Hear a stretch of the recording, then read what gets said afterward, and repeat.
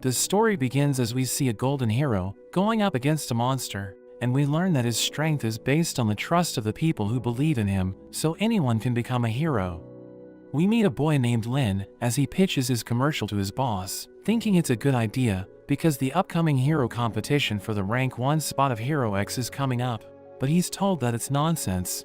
He insists it's a good idea, thinking that even a nobody like him could become a hero, but his boss wonders if he believes that, since he's useless and has no special abilities. He tells Lin to just accept reality and orders him to come up with another pitch.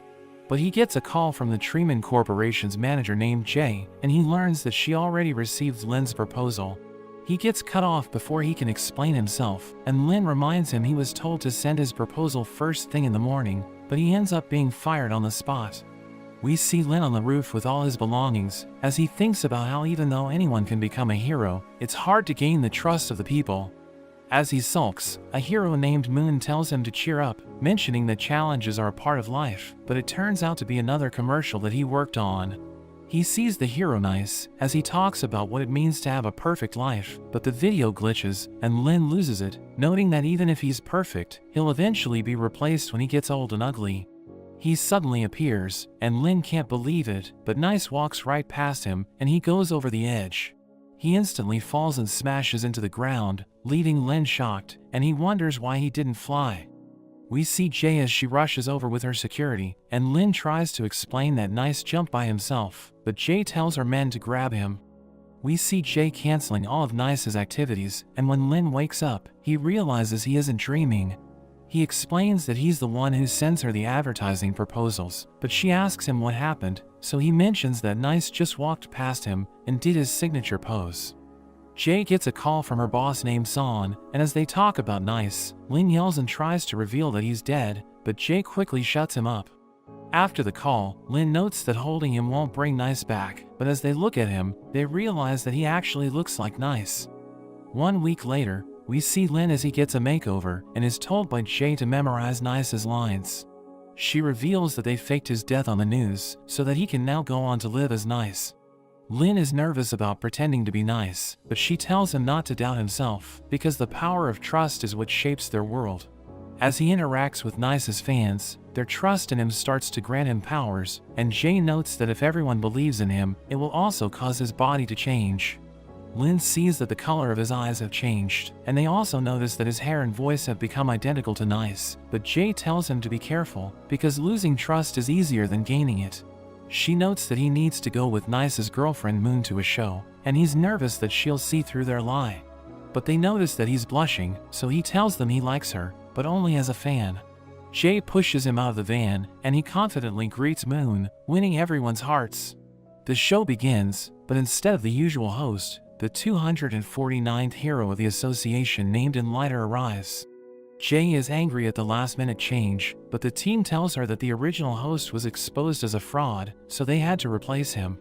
Enlighter notes that the show is called The True Love Recipe, and he'll try to expose the hidden secrets of their love life, but Jay tells the team to contact the producer and shut down the live stream. Enlighter starts by asking Lin how many commercials Moon has been part of, and about their total runtime. Jay thinks it's a stupid question, and even Moon thinks she couldn't answer it, but Lin surprisingly answers them correctly, since he was the one who made the commercials. Enlighter brings out a lie detector in the next round, and he connects it to Lin, asking him if Moon is really his girlfriend, because he thinks their relationship is fake. Lin realizes that he'll be caught lying if he accepts it, so he notes that she isn't his girlfriend, which makes Enlighter happy. But he mentions that she's his goddess, and the only reason he became a hero is to protect her. The audience admires their perfect relationship, but Enlighter tells everyone that they still need to pass a third stage, and he invites Lin's old boss named Bob. He notes that Nice's entire hero persona is based on the efforts of his agency, which makes the commercials, but they have driven Bob to bankruptcy, which even made one of his employees take their own life. Bob asks him for his money, but Jay tells him that they already terminated the contract, so they won't pay him anything. He mentions that they've cost him a lot of money with their constant revisions, with a promise to pay extra, but he has never received anything. Enlighter criticizes Lin for not paying his dues on time, and Bob sends him flying into the wall, which reduces the public's trust in him. Bob demands his money, and he uses his whip to attack, but Lin manages to avoid it while grabbing Moon. He realizes he can't ignore the threat, because Bob's power grows with fear, so he rushes toward him, and manages to land a few hits while dodging his attacks. Everyone thinks he's using new moves he perfected with his recent absence, and Jay thinks it's a perfect comeback. Bob notes that he can't allow his company to go out of business, and he charges in, but Lin stops him with a hit to his head, telling him to calm down. He mentions that Lin doesn't know the stress of owning a business, as it involves dealing with problematic clients and lazy employees, who only appreciate their work when they're about to lose their jobs. He notes that it's because of their fear of being laid off that he was granted the new power, which enabled him to truly control the destructive power of fear. He suddenly starts shooting termination letters everywhere, and Moon realizes that he's trying to use them to absorb more power from fear, so Lin thinks he needs to finish things quickly. He thinks that since he became nice, he wouldn't be scared of his old boss, but he's surprised that even a direct hit has no effect on Bob, because he's gotten stronger since absorbing all the fear. Lin struggles to keep up, because he has already used all of his techniques, and he jumps to avoid Bob's attack, but he guesses Lin's trajectory and shoots him with a laser. Lin wonders why he can't defeat him, since he has already become a hero who lives in everyone's heart, but the dark force of fear starts overpowering him. He looks back on his life, and accepts that the old Lin is dead, but he wants to prove Bob wrong, by showing him that even a nobody can become a hero. He overcomes his fears, as he pushes back with all his strength, and delivers a devastating blow, which shatters Bob's armor. The news report shows that it was a terror attack, and the Hero Association has found a fear amplifier on the attacker, which was seen in multiple attacks arranged by the Spotlight organization. Jay tells Lin that his popularity has skyrocketed thanks to the incident, and he thinks she was right that instead of trying to be like nice, he must accept his new identity. She's happy to hear it, and takes him to his new home at the Hero Tower, where the ranking of a hero determines which floor they will get. He asks her about Nice's suicide, so she notes that it was his own choice, and tells Lin he'll be in the same situation one day, where he'll need to make a choice. Lin is surprised to see how big the place is, but he doesn't like his giant statue in the center, and he decides to go straight to bed.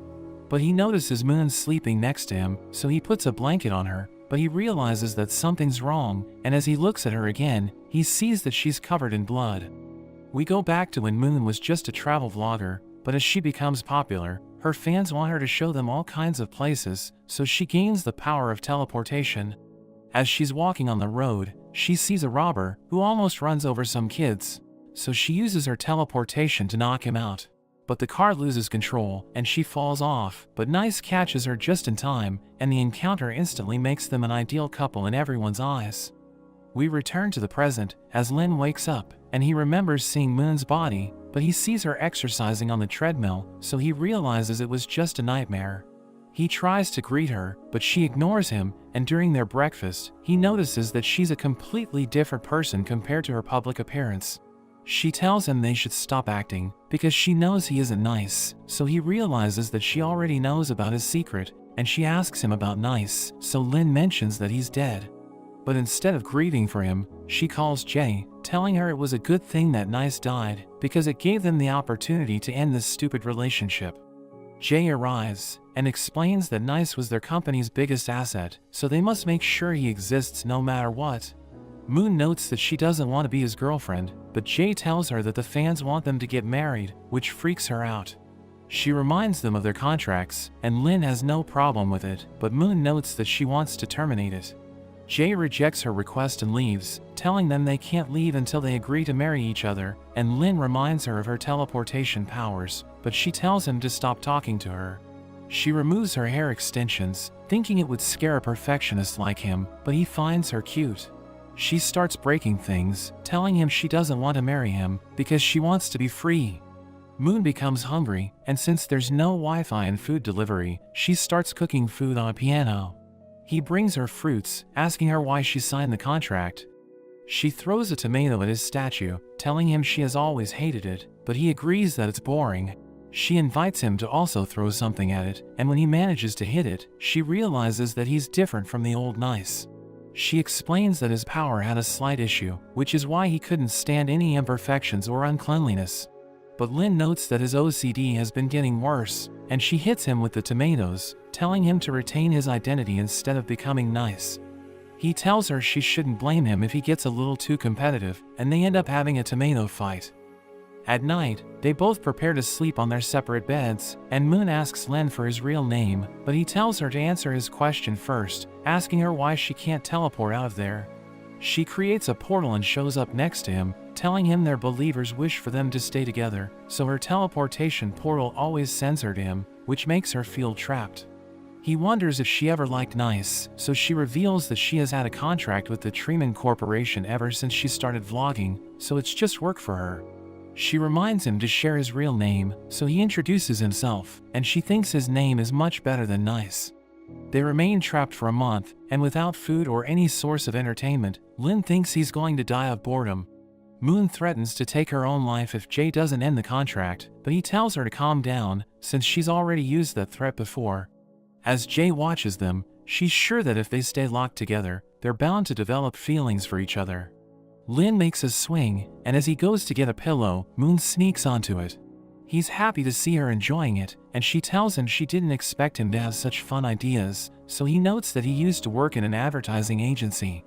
He explains that it was his job to make the impossible possible, and she wonders what kind of cruel clients he had. So he reveals that he worked for Jay, and he made all her promotional videos. She realizes it's the reason why he was able to answer the questions at the show, and he mentions that working for her encouraged him when he was at the lowest point of his life. After that, we see Lin proposing to Moon, and she says yes in front of all their fans, but they're suddenly interrupted by Nice's nemesis named Rek.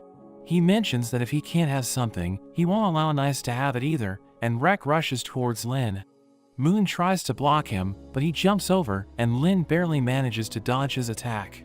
They start fighting, and Rek asks Lin why he isn't responding to his messages, but Moon tells Rek to attack her instead, so that he can leave Lin with a lifelong regret. But he thinks she's too loud, so he takes Lin away, asking him where he's been all this time. But Lin dodges the question, thinking Jay must have already told him, but Rek wants to hear it directly from him.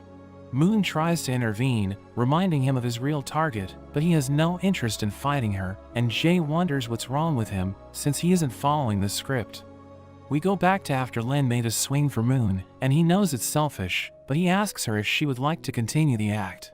Moon doesn't like it, and as the rope breaks, she walks away since she's angry at him, but he suddenly gets an idea.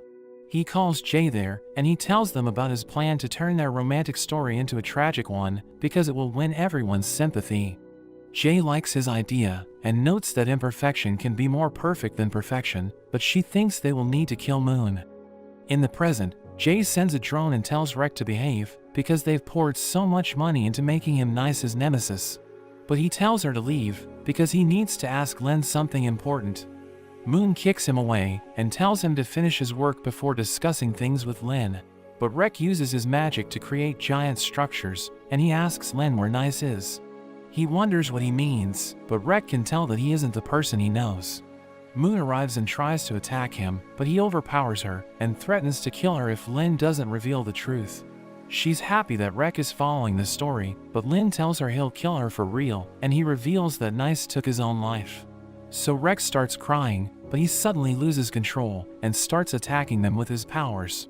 Jay tells them to leave, because the other heroes will take care of him, but Lin notes that he must be the one to end it. She thinks he still isn't strong enough, but he flies at Rek, and dodges all of his attacks. Moon tries to help him, but Rek easily dodges their attacks, and he transforms his weapon into its ultimate form, before sending orbs of darkness towards them. They manage to get out just in time, and he charges towards Moon, but she creates a portal, and Lin comes out of it, punching Rek with everything he has. But Rek starts crying, because Lin's punch is different from Nice's, and he remembers how he and Nice used to be friends. They both wanted to become heroes, but he was selected to be Nice's nemesis, and he continued to support his friend to become a bigger hero. But Jay suddenly stopped inviting him, and Nice didn't respond to any of his messages. As he falls to his death, Moon tells Lin that she was injured during the fight, so he rushes towards her, but she notes that it's the fake blood pack Jay gave her. She mentions that the few days she's spent with him were better than the last few years, and she's sad to part ways with him. He starts to cry, making everyone emotional, and it increases his popularity even further.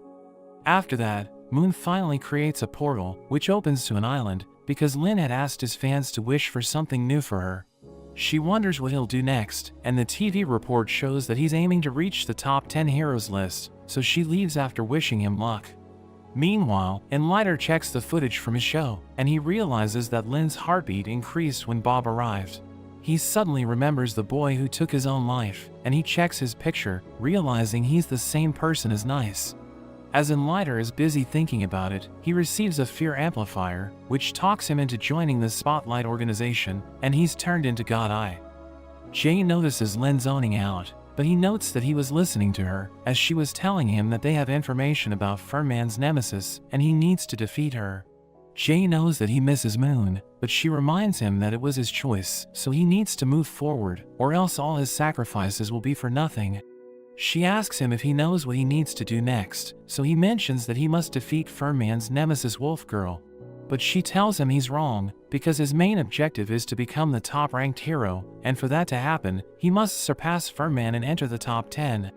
We go back to the past, when Furman sees a girl crying in a burning building, so he gives his protective jacket to her, but the building suddenly collapses on them. After a while, the rescue team arrives to save them, and they see him holding the building's fallen structure above his head to protect the girl. Jay tells Lin that the incident received wide media coverage, and Furman became a hero. But one day, as the rank 10 hero's nemesis was running from him, he crashed into Furman and died, so he became the rank 10 hero. After that, he was given the task of acting as the hinge for moving the world's biggest boulder, and the association even made him a diamond sculpture. The Hero Association also held a press conference in his honor, where the girl he saved presented him with a red stole. He wonders why Furman can't go directly after Wolf Girl, so Jay shows him the narrow pipe which leads to her hideout, and he realizes that Furman can't crawl because of his powers. She notes that the hideout has a network of tunnels, and they've only found one entrance, but she thinks other heroes are also looking for Wolf Girl. He wonders why they don't just wait for her to get out, but Jay tells him she isn't a reckless villain, since she uses imagination. She mentions how Wolf Girl plants a seed of evil in everyone's hearts, and the underground den is where she prints her fairy tale books, which twist the people's image of Furman. Lin enters the tunnel, thinking Furman represents the Hero Association, so his bad image will affect all heroes. He finds a hero stuck in a pipe, and he helps him, but accidentally pulls off his pants, which makes them both embarrassed. The hero notes that he'll leave, since Lin has arrived to take out Wolf Girl, but as he walks in the opposite direction, the hero tries to attack him, but Lin sends him flying into the wall. After that, Lin finds her hideout, and he starts going through her stuff, asking Jay about his current location. But he realizes it's a trap, since several heroes suddenly receive the same intel after she had been hiding for such a long time. A timer starts beeping, as Jay tells him he's directly under the Hero Avenue, and a bomb goes off. The explosion reaches the surface, where Furman is talking to some kids, and as the ground shatters, he realizes that his giant statue is about to crush a girl. He stops it just before it crushes her, and she runs away, but Wolf Girl suddenly comes out and grabs her. He tells her to let the girl go, but she mentions that she wants to destroy his sculpture, telling him to let it fall if he wants to save the girl. The other heroes are either stuck in the tunnels, or busy rescuing people, so she wonders if he would protect the egos of the so-called heroes, or an actual living person. The bystanders start telling him to let go, but he still holds onto it, and Lin suddenly arrives. Furman tells him to save the girl, but he notes that Wolf Girl won't harm her, since her real goal is to make him let go of everything. He explains that she's the same girl who gave him the red stole, and she doesn't hate him. But she doesn't like the way he's forced to be strong all the time, and the fairy tales that tarnish his image actually tell his story from her perspective. We learn that everyone bullied her when she was in school, because she told them that Furman is a gentle person. She claims that she was saved by him, but they don't believe her, and they think she's damaging his reputation, because she's telling them he isn't that strong. The Wolf Girl takes off her mask, and she mentions that she wishes for the firefighter who saved her to return, which makes Furman emotional, because he considers her his source of courage. He begins to cry, which leads to a decrease in his trust powers, and the statue is about to crush him, so the Wolf Girl and Lin try to help him, but it crashes to the ground. So everyone starts to panic, but Lin pushes through, and they realize that he's doing his best to save the others. Jay sees everyone cheering for him, and she starts a live stream, which further increases his trust powers. As he successfully lifts it, she sees that his trust rankings have surpassed Fernman, so he's now part of the top 10 heroes. After that, Lin heads to the 10th floor, where he meets Fernman, who's preparing to move out. But he reveals that he's happy, because everyone wished for him to keep standing up, so he struggled to live his life. Lin notes that his OCD is also worsening, because of the perfectionism that comes with his powers, but Fernman notes that he made it to the 10th floor because of the decision he made. As he leaves, Lin tells him that he isn't the real Nice, but Fernman notes that he should just try to be himself. Lin remembers Moon, and rethinks his decision to be a hero, but he suddenly sees her on TV, realizing that she was kidnapped by God Eye. Everyone's shocked that she's still alive, but he reveals that she never died, telling them everything about Nice is fake, so he's going to expose him. Lin's trust ranking decreases because of the lie about Moon's death, and he wants to go and save her, but he realizes that he can't leave the tower, because the people don't want him to respond. Jay apologizes to her boss Son, and tells him that they didn't know where Moon went, so she doesn't know how God Eye found her. But she assures him that as long as they don't admit to anything, the supporters of Nice and Moon's relationship will be their best defenders. God Eye realizes that people still don't believe him completely, so he threatens to kill Moon in 1 hour if Nice doesn't face him. Jay tells Lin that his supporters have waited a long time for him to reach the top 10, so they don't wish for him to leave. But he wonders what will happen to Moon, so she tells him they've already sent another hero to save her. God Eye is surprised when a hero named Blankster arrives, since he's the Treeman Corporation's cleanup specialist, and as he rushes to attack, Jay explains that he's famous for his iron fists. His attacks don't only deal physical damage, because he can also destroy his opponent's memories, and Lin is worried about Moon. But Jay notes that God Eye and Moon are the only two people who know his secret, so it would be best if they both forget it. God Eye struggles against Blankster, but he uses his system to analyze him, and he finds Blankster's weakness. He blocks his punch, and mentions how much effort the Treeman Corporation has put into covering up his imperfections, so he could gain everyone's trust. But in the end, only the truth will prevail, and he starts leaking information about Blankster. Son tells Jay to stop the broadcast, so she orders her IT team to replace it with something else, or Blankster's trust will continue to decrease. God Eye teases Blankster that he's just a third-rate boxer who uses metal plates in his gloves, telling him he's nothing if he doesn't cheat. God Eye manages to defeat him and tells Lin he's next, but the IT team finally manages to block the signal. Lin tries to leave again, and after struggling for a while, he finally realizes that he won't be able to leave as Nice, so he changes back to his original self. He gets on the elevator, telling Jay that he isn't Nice, and on his way down, he realizes that he never wanted to become Nice, because he wanted to be a real hero. He rushes past his fans, who are unable to recognize him without his costume and white hair, and he makes his way to Moon. Meanwhile, God Eye continues to torment Blankster, and he thinks the supporters are useless because they're so quick to change their beliefs. Lin suddenly arrives, and God Eye starts the broadcast again, telling Lin to introduce himself. So he tells everyone that Nice is dead, and he's just an ordinary guy named Lin, which shocks his fans. He tells them he worked in an advertising agency designing commercials for heroes, but one day, through a chance event, he became Nice and inherited his trust value. He mentions that it felt good at first, because he thought he was a hero, but he's decided to give up Nice's identity. Before he can finish his point, God Eye attacks him, since he thinks it's one of his PR stunts. He thinks that if Lin wants to apologize for faking his identity, he should also accept his punishment, and he tells God Eye to let Moon go, but he notes that she's guilty of helping him. Lin gets up, and notes that even if he doesn't have his powers or trust value, he'll still do his best to save her, but as he charges forward, God Eye easily blocks him and knocks him down. Lin knows that he doesn't stand a chance, but he continues to get back up, so everyone wonders if he's crazy. Moon's fans think that Nice died a long time ago, so the one who cried at their wedding must be Lin. Jay is also worried for him, since he already gave up their future, and she thinks he's about to get himself killed.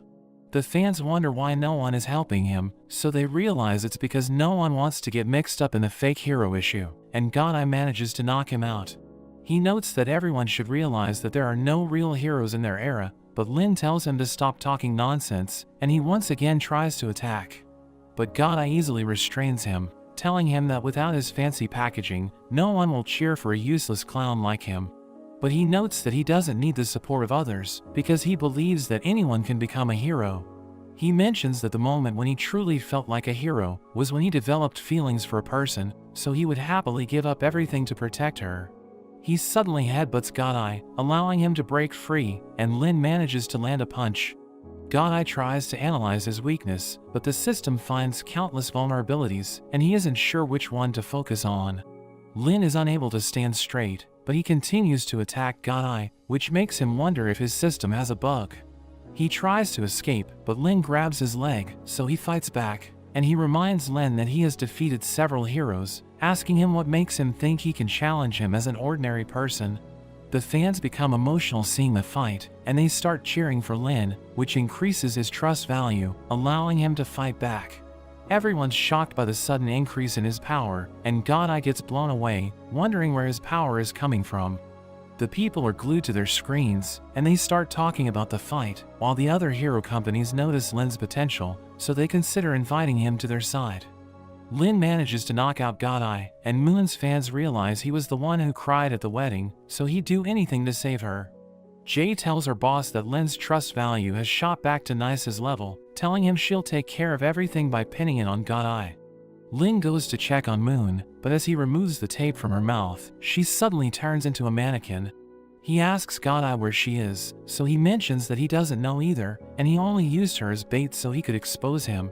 He gets arrested, and the association forms a special team to investigate the Spotlight organization, while Lin still stays in the top 10. After that, we see that Moon wished to go to a place where no one would recognize her, but she ended up getting stuck on a deserted island.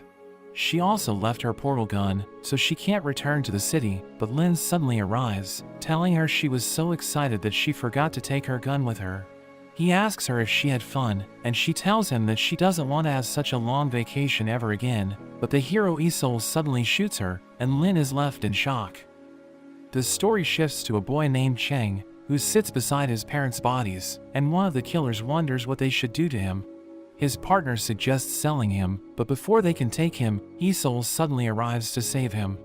16 years after the incident, we see Cheng rushing on his bike as he tells his uncle Rock that he's going to meet his friend Sha. His uncle teases him for having a crush on her for years but not making a move, so he notes that he bought 2 tickets for her favorite singer's concert, and he's planning to ask her out. Rock reminds him about the Isol performance opportunity, but Cheng tells him to give it to someone else since he's busy. Sha thanks Cheng for helping her sort out the forms, but she notices that his career goal is blank, so he mentions that he has already found a job. He tries to ask her out, but they're suddenly interrupted by a boy named Chow, who shows her his form. She wonders why he listed several companies, when he's interested in starting his own business, so he mentions that they're the places where he has done internships. She becomes impressed hearing this, while Cheng texts Rock to see if he can still make it to the performance. Shaw asks Cheng what he was going to ask her, but he makes an excuse that he's getting late for his extra shift, and rushes out of there. Rock tells him that even though he won't be paid for the performance, people from the hero company Mighty Glory will be there. So if they take an interest in him, he might get a chance to perform alongside Isol for his 34th anniversary event. Cheng performs wearing Isol's costume, but one of the kids named Pomelo complains about the performance, saying it isn't up to date. He notes that the costume is 5 years old, while the background is from 10 years ago, and the stories they used are 2 decades old, so they should get a refund for such a sloppy performance, and the other kids agree with him. After the show, Pomelo tells Cheng that unlike the other Isol performers who wear fancy costumes, his suit is old, so he should stick to his classic act. But Pomelo's sister suddenly arrives, and he realizes it's Sha, so he quickly wears his helmet to hide his face, but she comes up to him and tells him that Pomelo liked his performance. She asks him if he's free tomorrow, because she wants to discuss something important with him, and he becomes flustered hearing this. Rock is happy that he's making progress, but he notes that she didn't see his face since he was wearing a mask. He tells Cheng to be confident in his work and take her to his cafe, where he can confess to her at the special spot, which is considered lucky for couples. They're suddenly interrupted by 2 men, who demand money for the deliveries, but Rock tells them that he received dozens of complaints about them. He fires them, but they think he has no one else to handle the deliveries, so he points to Cheng. They give him the delivery boxes and bully him for thinking he's a hero just because he's wearing a stupid costume. After finishing his new work, Chang returns home, where he tries upgrading his suit, but seeing that his trust score is still stuck at 0 breaks his heart. He mentions that the trust score is important in their world, but he still hopes he'll meet Yi-Sol one day. The next day, Chang meets Sha, who mentions that her brother always talks about him. She asks him to help Pomelo, because he mostly stays home, and he doesn't have any friends. She even offers to pay him extra, and he tells her it isn't necessary, but she insists, so he accepts the job. Chang meets Pomelo, and he quickly realizes that his sister sent him, but Chang tells him to cooperate with him for just an hour. He mentions that he also needs to go for the Yi-Sol anniversary events training, which excites Pomelo, who thinks they should talk about that instead. He notes that his new suit can glow like the other Yi-Sol suits, but Pomelo notes that the old one was better, since his gadgets are fake. Chang tries to explain that it's an actor's job to imitate, but Pomelo thinks he wasn't acting earlier because it gave him the same vibe as the real Yi-Sol. He mentions that he's mostly right about his vibes, like he gets the vibe that Chang likes his sister. But Chang tells him to keep it a secret, so Pomelo asks him to take him to see the Yi-Sol event and buy him bubble tea. They discuss Yi-Sol's slogan that the costume doesn't matter, and what's important is the courage and justice in one's heart. After that, Sha tells Chang she'll accompany Pomelo, and they'll both cheer for him, so he notes that Pomelo told him she likes Lucky Cyan. She reveals that she does, so he thinks about inviting her to the concert after the event and telling her about his true identity. The next day, Chang goes to Mighty Glory, where he notices several other candidates, and they're all welcomed by the person in charge of the competition. He reveals that the first judge is a famous journalist named Yang, while the next one is a 3-time recipient of the Hero Association Award named Marina, and the last one is Chao, who's an upcoming entrepreneur. Chang does his best on stage, and he manages to reach the top 3, but the manager tells his assistant to leave him since he has a trust rating of 0. On his way out, he notices Sha talking to Chao, and he decides to leave quietly without facing them. Meanwhile, the 2 delivery guys are traveling when their car breaks down, so they wonder how they'll manage the expenses. They suddenly receive a call for a high-paying job, but instead of delivering goods, they must deliver a body. At school, Sha asks Chang if he wants to go to the concert, and he thinks she's asking him out. But when she mentions that Chao's father gave them VIP tickets, he feels bad and hides his own tickets, telling her he doesn't like Lucky Cyan, so he won't be able to join her. After that, he sits in the street looking at the tickets when Pomelo arrives, asking him where he went after the competition. He mentions that he couldn't make it to the next round, and since he was too ashamed to face them, he decided to just leave. Pomelo wonders if Chang isn't going to the anniversary event, so he mentions that there's no point going, since Yi-Sol would never notice him in such a large audience. He notes that everything he did was so he could face him proudly, but he hasn't been able to achieve anything. But Pomelo mentions that since he hasn't been able to fulfill his promise, he'll stop protecting his secret. Chang goes after him, but they're suddenly attacked by the delivery men, who kidnap Pomelo and get away in their van. Chang gets on a bike and chases after them, and he almost gets hit along the way. But just as they think they've gotten rid of him, he jumps on their windshield, causing the van to lose control, and they fall off the road. Chang grabs Pomelo and tries to escape, but he gets hit in the head, and the men start ganging up on him. He isn't able to defend himself, and he gets beaten up as his suit starts breaking. They ask him if he wants to be a hero, and continue beating him up, which reminds him of his childhood desire to be like Yi-Sol, but everyone bullied him because he had no trust value. Chang continues to take a beating, but as he sees one of them going toward Pomelo, he gathers all of his courage to grab onto them and uses the electric current from his suit to shock them. Pomelo notices his bravery, since he's also hurting himself, and it reminds him why he thought Chang wasn't acting, because he gives the vibes of a real hero. The electric shock isn't strong enough to knock out the men, so they start beating him up again. But Pomelo calls him Yi-Sol, and his strong trust in Chang gives him power. One of them rushes at him, but Chang manages to grab onto his neck and uses his electric current to send him flying at his partner. He rushes towards them and finishes them off with his electric punch, while Pomelo starts crying, telling him it's the most amazing performance he has ever seen. Chang takes Pomelo to Sha, and seeing her brother in such a state worries her, but he mentions that he's fine thanks to Yi-Sol, and she asks him if he needs to go to the hospital, but he tells her he's fine. She thanks him, telling him she still doesn't know what to call him, so he takes off his helmet, and as he prepares to reveal his true identity to her, Chao suddenly interrupts them. She's surprised to see him, and she tries to stop Chang as he's about to leave, but Chao calls him by his real name and mentions that he's there for him. Chang goes to the police station, where they tell him that if he ever faces a similar situation, he should contact them instead of putting his life at risk. As he goes outside, he finds Shaw waiting for him, and she thanks him once again, offering to take him to the hospital. But he declines, wondering why the delivery men were after Pomelo, and she mentions that she doesn't know. Chao arrives, and he notes that it must be because they needed money to support their livelihood, but she mentions that their family isn't rich. He thinks their parents being out of town could have made them an ideal target, and he gives everyone a drink, but Chang is shocked upon touching it. So Shaw tells him to go to the hospital, but Chao thinks it's a symptom of going viral, revealing there's a video of the incident, which was taken by people at the scene, and it already has over 1 million likes, so he asks Chang to check his trust value. They're surprised to see that his trust ranking has increased, and Shaw wonders if he's okay, so he mentions that his heart is beating, and he feels like he's being electrocuted.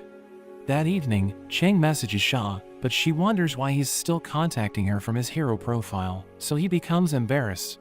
She tells him that since the first time they met to discuss Pomelo at the bubble tea shop, she had a feeling that he was the person behind the mask. She notes that she accompanied Pomelo to see all his performances since she wanted to see the other side of him so that she could get to know him better. The next day, Chang takes Shaw to the tea shop, and they sit at the lucky table, but as he's placing their order, a kid notices him and asks to shake his hand. But Chang's powers makes his hair stand up, and it makes him so happy that he rushes to tell all of his friends. Rock sees it as a good business opportunity, so he tells the kids that they can meet Chang if they buy a drink.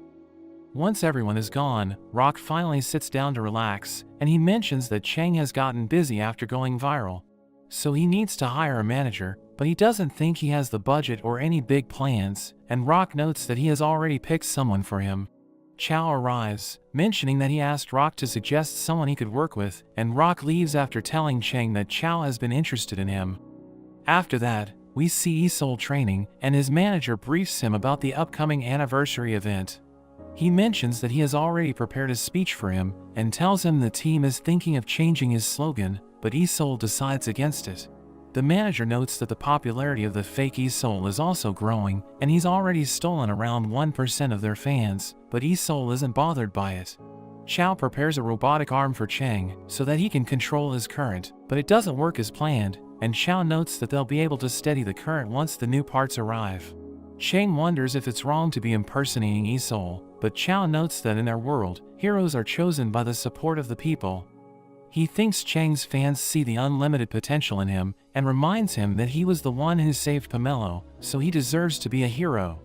Chang and his friends look for crime in the city, and they soon hear about a bank robbery, so Chang defeats the robbers, which increases his public trust and popularity. But Chang's progress hurts the original Yi-Sol because he appeals to the younger audience, so the brands want to partner up with him instead.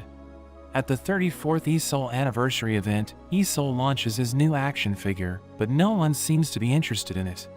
The other journalists ask him questions about the rising popularity of the young Yi-Sol, but he refuses to answer them. Chang becomes popular with the children, and Chao thinks it's because he can stay Yi-Sol even when he removes his mask, while the real Yi-Sol never shows his face to the public.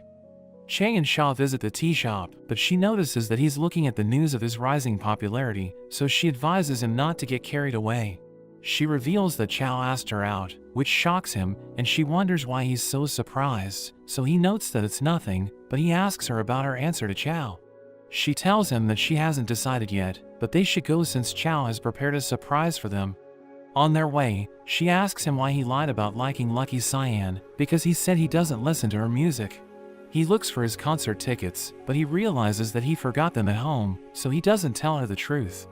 They finally arrive at the location, and Chao shows them their new lab, which he built using his father's investment.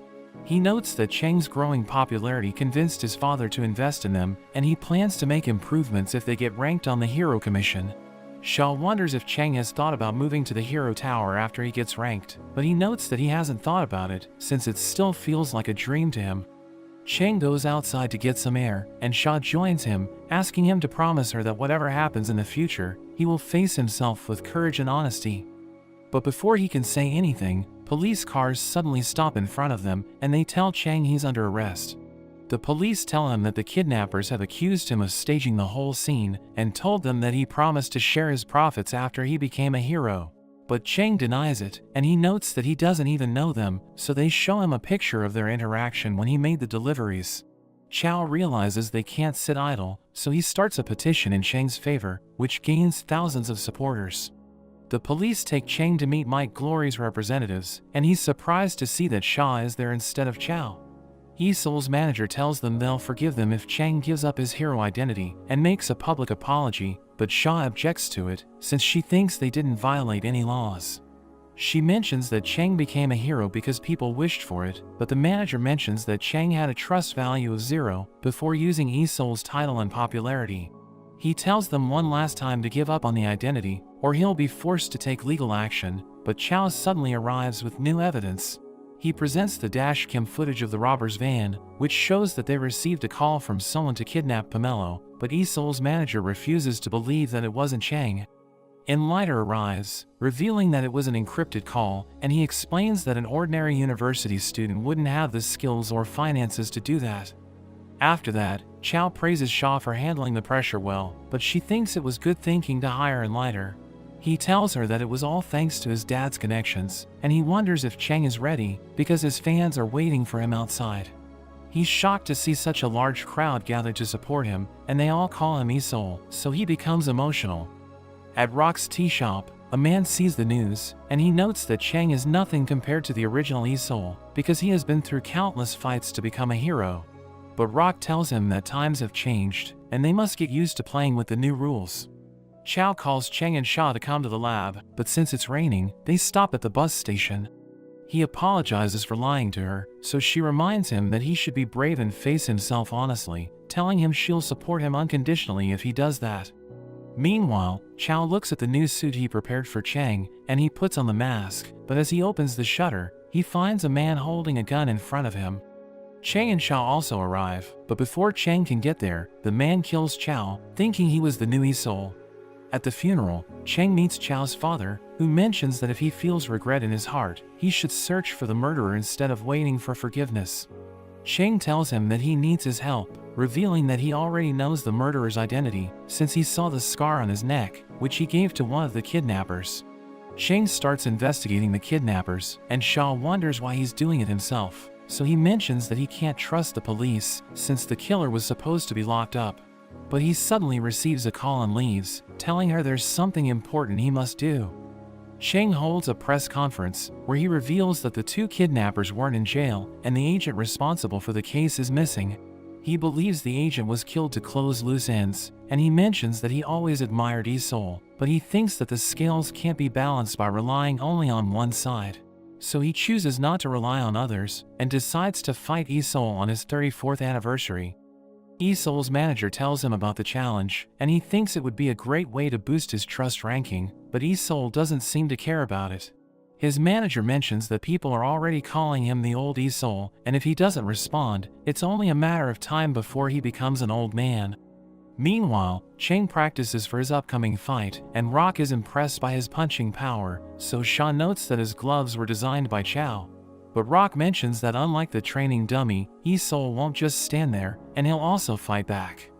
Rock thinks Mike Glory's technology is much more advanced, and it even has a perfect guard mode, so he thinks Chang doesn't stand a chance once Yisol activates the power of his suit. But Chang is confident in his abilities, and Sha tells him to rest, but he mentions that he must become faster than Yisol, because it's the only way he can get through his defenses. Rock wonders if they can make Yisol lower his guard, but Sha thinks it won't be easy to affect his thinking, so Rock tells them they won't need that. All they need him to do is use his signature move Lightning Slash, which will leave him wide open, but Chang thinks he won't use it, since he's aware of its weakness. Sha thinks they should back down from the fight, because it might be the enemy's strategy to anger him, so that they can regain their morale. Rock tells Chang that he has an idea to make Yisol use the Lightning Slash, but for their plan to work, Chang needs to land his attack before Yisol hits him. Chang takes Sha to the beach, and she reminds him that the first time she saw him at school, he had a muddy uniform because it got dirty while he was trying to save a cat. She asks him if he still remembers his promise, so he mentions that he does, but he notes that things are different now. He explains that he must carry the trust of thousands of people, and thinks that if he runs away, they'll need to compromise with crime and evil. She notes that it isn't running, and she cries as she leaves, so he runs after her. The fight day finally arrives, and everyone's excited about the showdown between the old and new Yi-Sol. The commentators note that the new Yi-Sol's trust rating has already exceeded the old one, so the deciding factor for the fight will be the public's reaction to their performance. The fight begins as Lucky Cyan starts performing, and Cheng rushes to attack the old Yi-Sol, but his high-speed attacks are ineffective because of Yi-Sol's advanced defense system. Yi-Sol's counterattack pushes Cheng back, and it even damages his suit, but he charges back in at full speed. Yi-Sol turns his lightning into a whip, and he attacks Cheng, who's unable to defend himself against the long-range attack. Cheng once again goes on the offensive, and he runs around Yi-Sol as he shoots lightning attacks. He tests his defense system by charging at him with full speed, but Yi-Sol easily blocks him and smashes him against the walls. Yi-Sol's manager tells him that he can't fight with his current style, since everyone's talking about how he hasn't used his lightning slash in a long time. We learn that it was Rock's idea to create pressure on Yi-Sol by telling everyone to talk about it, and he even sold his shop to pay them. Yi-Sol continues attacking from a distance, but Cheng manages to close the distance, and he breaks through Yi-Sol's armor. Everyone's impressed by Cheng, and Yi-Sol's manager tells him to stop being on the defensive, because his supporters are starting to take Cheng's side. The fight starts to exhaust both of them, and Yi-Sol decides to use his lightning slash, but Cheng is prepared for it. He rushes forward with incredible speed, and he recalls that when the shooter was pointing his gun at Chow, the selfish thoughts of him being with Sa made him slow down, so he couldn't save him. But he manages to reach Yi-Sol before he can land his lightning slash, and he attacks him with everything he has, creating a massive explosion, which puts an end to the Yi-Sol era. We go back to when Cheng asked Rock about what makes the lucky seat in the shop so special, so he mentions that it's the view and the lighting. He reveals that he just placed a table there, and everyone started treating it like it was special. We learn that Rock is actually one of Might Glory's senior executives, who rejected Cheng during the anniversary event because of his zero trust value. He was the one who told the kidnappers to take Pomelo, and after they were caught, he set one of them free, telling him to kill Cheng in exchange for his brother's life. But he failed to do it, so he tied both of them onto a crane and drowned them in cement. The old Yi-Sol dies, and his trust rating merges with Cheng, who takes his place at the Hero Tower, where Rock comes to meet him, telling him that the view from the top is different. We see a plane crashing into the woods, and the disaster is unmatched since the founding of the Hero Association, so the authorities set up a special team to investigate it. The firefighters stop the reporters from getting closer to the crash site, but one of them named Lou passes through, since he's dressed as a firefighter. He finds it strange that accidents like this are still occurring in their world, but as he takes his pictures, he suddenly hears a child crying, and he finds a little girl under the rubble. Lou takes her to his friend's orphanage and asks him to take care of her, since her parents died in the plane crash. He wonders why they didn't hear of a survivor in the news, so Lou explains that it's because he found her first and snuck off before anyone could see them. His friend wonders why he did it, so he reveals that the plane crash wasn't an ordinary disaster, and it was a much bigger scandal. We go back to when Lou wrote an article on the plane crash and called it the hero's collective failure, but his boss scolds him for it because she thinks spreading such news would affect trust values and make the situation worse. She tells him they should call it an accident and notes that he's about to be transferred, but he chooses to resign from his job instead. We return to the present as the dean tells Lou that he'll take care of the girl, and they notice that she's playing with the nurse. They go outside, and seeing her win all the games makes the dean think that she's lucky, but Lou isn't sure if she's lucky or unfortunate since she's left all alone. The dean wonders what they should call her, and Lou suggests naming her Cyan because of the color of her hair. Cyan becomes popular among the kids after she helps one of them get his favorite card, but it makes all the other kids jealous, so they all ask for her help. The nurse named Zhao notices them, and she tells them to stop bothering Cyan, so they all run away. But she takes out a piece of paper and asks Cyan to pick a spot where she thinks treasure might be hidden. Zhao buys a new house based on the location Cyan marked, and it brings good fortune to her life, so she tells her colleagues about it, which makes them jealous. A girl named Chi asks Cyan to pick the best guy for her to marry out of the 3 options, and the one she chooses turns out to be secretly rich, so Chi's life instantly improves. Everyone starts asking Cyan for help, and Zhao even brings a lady from outside, so that Cyan can help her recover from her illness. But the dean notices her taking money, and he's disappointed in her, telling Cyan to tell him if anyone tries to bother her. After 5 years, we see that Cyan has become the face of the orphanage, where she sings and blesses charms, which bring good fortune to people. The dean notes that he never thought they would be able to help such a wide audience, and he gives her all the credit, telling her she has brought happiness to everyone. Cyan is treated with respect by the other children, but it stops her from having fun like a normal child. While walking, she hears a radio program where a woman is talking about the conflict between heroes and how it has brought disasters upon people. She realizes that the voice is coming from the room of the new boy named Luo, and he invites her to sit next to him, but she asks him who's talking on the radio. So he mentions that it's an older girl, who claims that she'll change the world by becoming the #1 hero. We see that the girl is Lu's daughter, who was talking at the graduation ceremony earlier, and she mentions that if she's to be the #1 hero, she must get used to being the center of attention. But Lu reminds her to have her ego under control, telling her about his plans for her future, but she notes that she wishes to be in the top 10 by the time she turns 18. Luo asks Cyan why she's dressed so differently, so she notes that she must wear it for her singing sessions, which makes him realize that she's the sacred maiden. She wonders if he's new, since she has never seen him before, so he mentions that he just transferred from another orphanage. He reveals that he's known as the infamous Calamity, and we see Zhao asking the dean why he allowed Luo to join them, because he brings bad luck wherever he goes. He tells her he wouldn't be operating an orphanage if he were afraid of trouble, and he notes that they should treat everyone equally, because they've become a symbol of hope in people's hearts. Cyan plays with Luo, but he's disappointed when she wins all the games, so he wonders why she's so lucky, but she mentions that she doesn't know. He checks her trust score, and he's surprised to see such a huge number, asking her how she got it, but she notes it's been there since she was little. He shows his trust score, but even though it's only in the double digits, he mentions that it shows he also has special powers. She wonders why his score is so low, so he thinks it might be the difference between boys and girls, but he's confident it will increase as he grows up, telling her he wants to become a hero.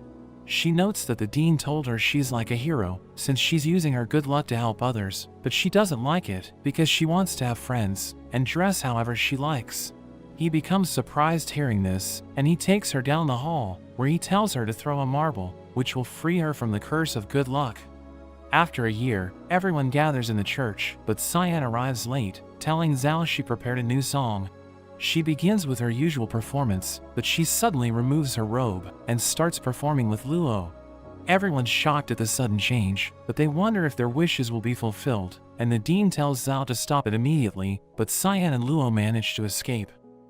We return to the moment he gave her the marble, and he asks her to close her eyes as she throws it, but she ends up triggering the fire alarm, which soaks both of them with water. He tells her that good luck isn't always perfect, and they both laugh as they enjoy the moment.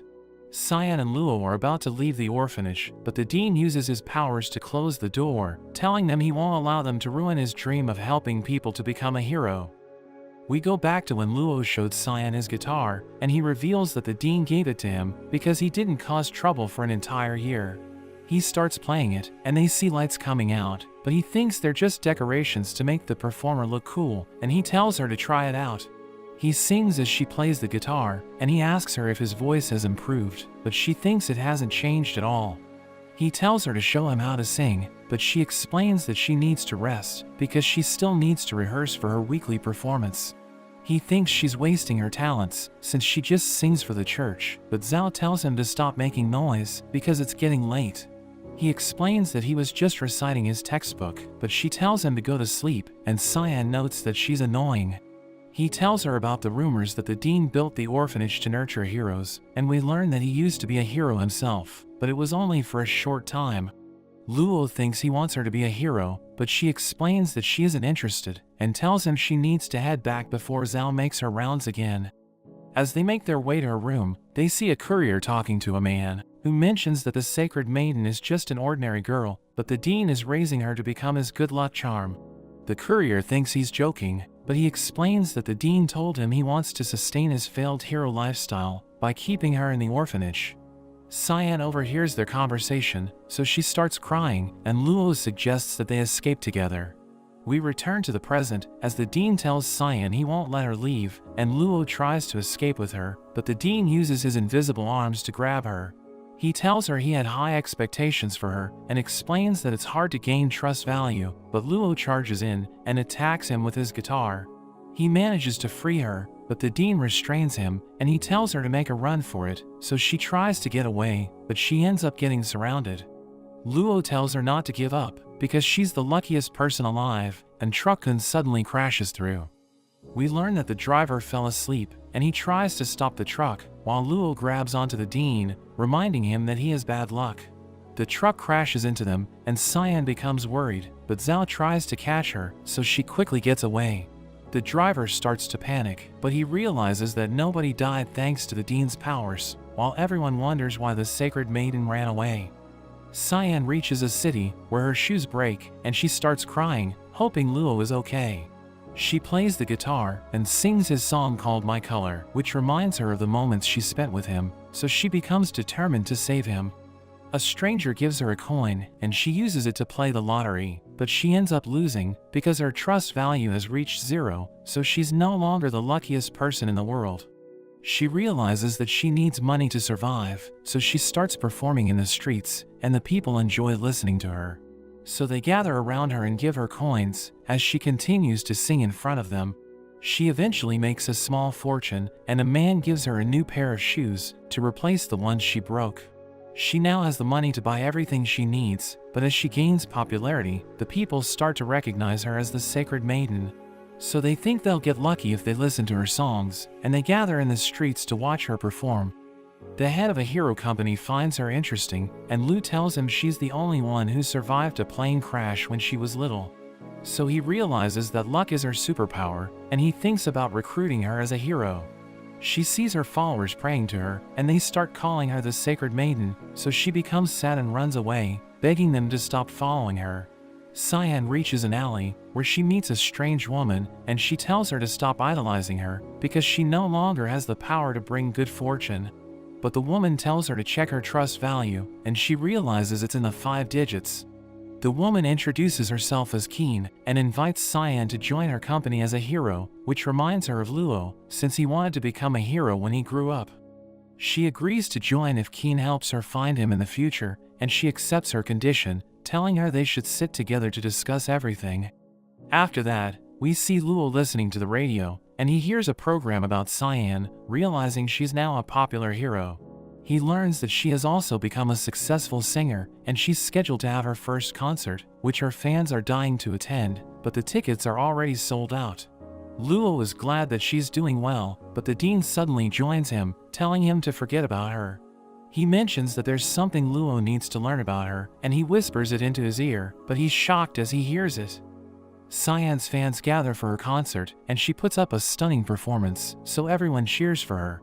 She mentions that she hasn't been on stage for a long time, telling everyone her last performance wasn't a pleasant experience. But she's glad that she was able to perform with her friend, who taught her how to play the guitar and made her fall in love with music. Her fans wonder who she's talking about, but she reveals that he taught her a song he wrote, as well as the determination to become a hero.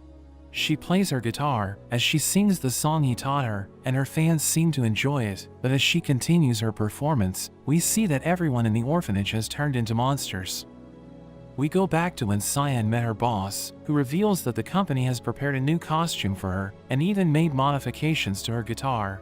He explains that it's now equipped with the latest technology, which will amplify her abilities, and he wonders if she likes her new character. Keen explains that their audience prefers strong and independent women, so they've decided to get rid of her image as the Sacred Maiden and turn her into a battle angel who brings good fortune through her music. Her guitar suddenly transforms into a bow, and her boss explains that it's her new custom weapon, but she mentions that she doesn't know how to fight. So Keen tells her they've arranged training sessions for her, and they're confident that she'll transform into a real hero in no time. But her boss warns her not to tell anyone about her past, because words have a huge impact in this world. We return to the present as Cyan heads to her van, and the driver tells her she did an excellent job. But she asks him to drop her somewhere before they return to their company, telling him she just needs a moment. They head to the orphanage, and the driver tells Cyan to make it quick, but as she's about to open the door, the dean suddenly appears behind her. He wonders what she's doing there, telling her the orphanage started falling apart after she left, and he notes that the children don't have enough to eat. He blames her for what's happening, and she notes that she's willing to help them, but he doesn't believe her, because he knows that she didn't return to give them gifts. She reveals that she wants to see Luo, but the dean tells her to forget about him, because he would only become a burden to her, telling her the orphanage doesn't need her help. He leaves her outside, and he's glad that Luo heard everything, telling him it's time to go back. We learn that the dean told him that she was the only survivor from the flight where his parents died, and her power to bring good luck comes at a price, which is the misfortune of others. Everyone learns about it, so they start blaming her for their misfortune, thinking they're suffering because of her powers. Her fans think she stole their good luck during her concerts, so they start asking for refunds, and the people harass the orphanage, because they believe it's the source of their misfortune.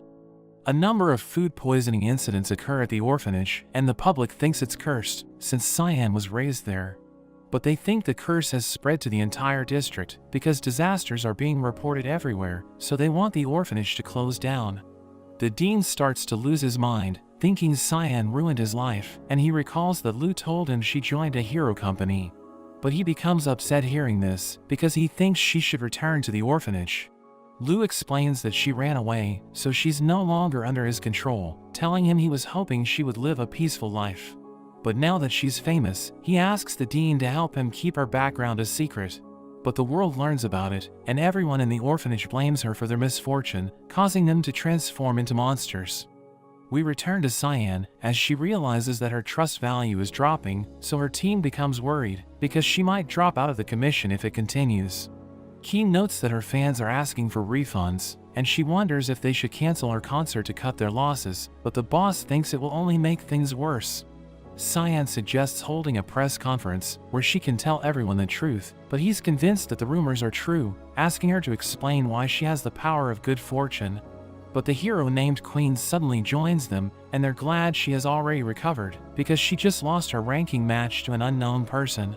Cyan apologizes for bringing her misfortune, but Queen tells her it isn't true, because her songs helped her recover. She mentions that the people are blaming Cyan for the plane crash, but she reveals that everything can be explained through a recording, which Lu gave to the dean. Cyan decides to look for it, but Keen mentions that the entire district is in chaos, telling her to leave it to the other heroes, because her trust value is still dropping. But she decides to do it anyway, and the boss grants her permission, thinking it's their chance to turn the tables. She dashes past the civilians, as she wonders what's wrong with them, but as she enters a tunnel, she realizes that Truck-kun is about to hit her, because the driver turned into a monster. She uses her shoes to scale the wall, and jumps on top of the truck, but she sees other cars blocking the path. So she uses her guitar to make their drivers regain control, and they all let her pass. We cut to Lu, as he talks to her boss, who mentions that fear has always been in the district, but Cyan's speech gave them an opening to strike. Lu notes that secrets are about to be exposed, but the boss thinks it's perfect, saying that fortune smiles upon those who are prepared. Cyan reaches the orphanage, but she realizes that everyone has turned into monsters, so she jumps away and transforms her guitar into its bow form. She restrains Zhao with her arrows, and she realizes that the dark substance on their shoulders is corrupting them. But they start chasing after her, so she runs away, as she fires her arrows at them and manages to destroy the mask controlling their bodies. But the dean's invisible arms suddenly pull her away, and he tells her she's the reason why he turned into a monster, so he wants to make her suffer. She takes out her bow and fires an arrow that destroys his arms and hits him in the chest. She uses her spray to mark an area where she can dodge his attacks, and he tries to crush her with his arms, but she jumps away and hits him with another arrow. He immediately recovers and attacks her with his full strength, but she cuts through his attack and manages to close the distance. She smashes him with incredible force, knocking him out, but her guitar breaks apart, and she notes that she still needs to find the file, so she tells her yo-yo to help her look for it. It shows her the path and leads her to the dean's room, where she finds the recording, but she suddenly hears Luo's voice. He blames her for his bad luck, thinking he was a fool for trusting her, and he believes she's the reason why his parents died. She tells him it isn't true, but he doesn't believe her and starts to attack her. She dashes past him and heads to a computer, where she tries to play the recording, but he suddenly appears behind her and ends up destroying it. He prepares to finish her off, but she asks him if he still remembers the marble he gave her, and she uses it to hit the fire alarm, causing the sprinkler to activate. But the computer suddenly turns on, and it plays her recording. We go back to the moment the plane was about to crash, and the pilot reports that he has lost control, so the passengers realize they're doomed. Cyan starts crying, and Luo's parents reveal that they have a child around the same age, but they're sad because they won't be able to see him again. Luo's father sings to calm her down, and his mother reveals that it's the song they sing whenever Luo is crying, telling Cyan she must survive. All of the passengers want her to live because they think she's too young to die, and they pray that she'll get lucky and survive the crash, so that she can carry on their wishes.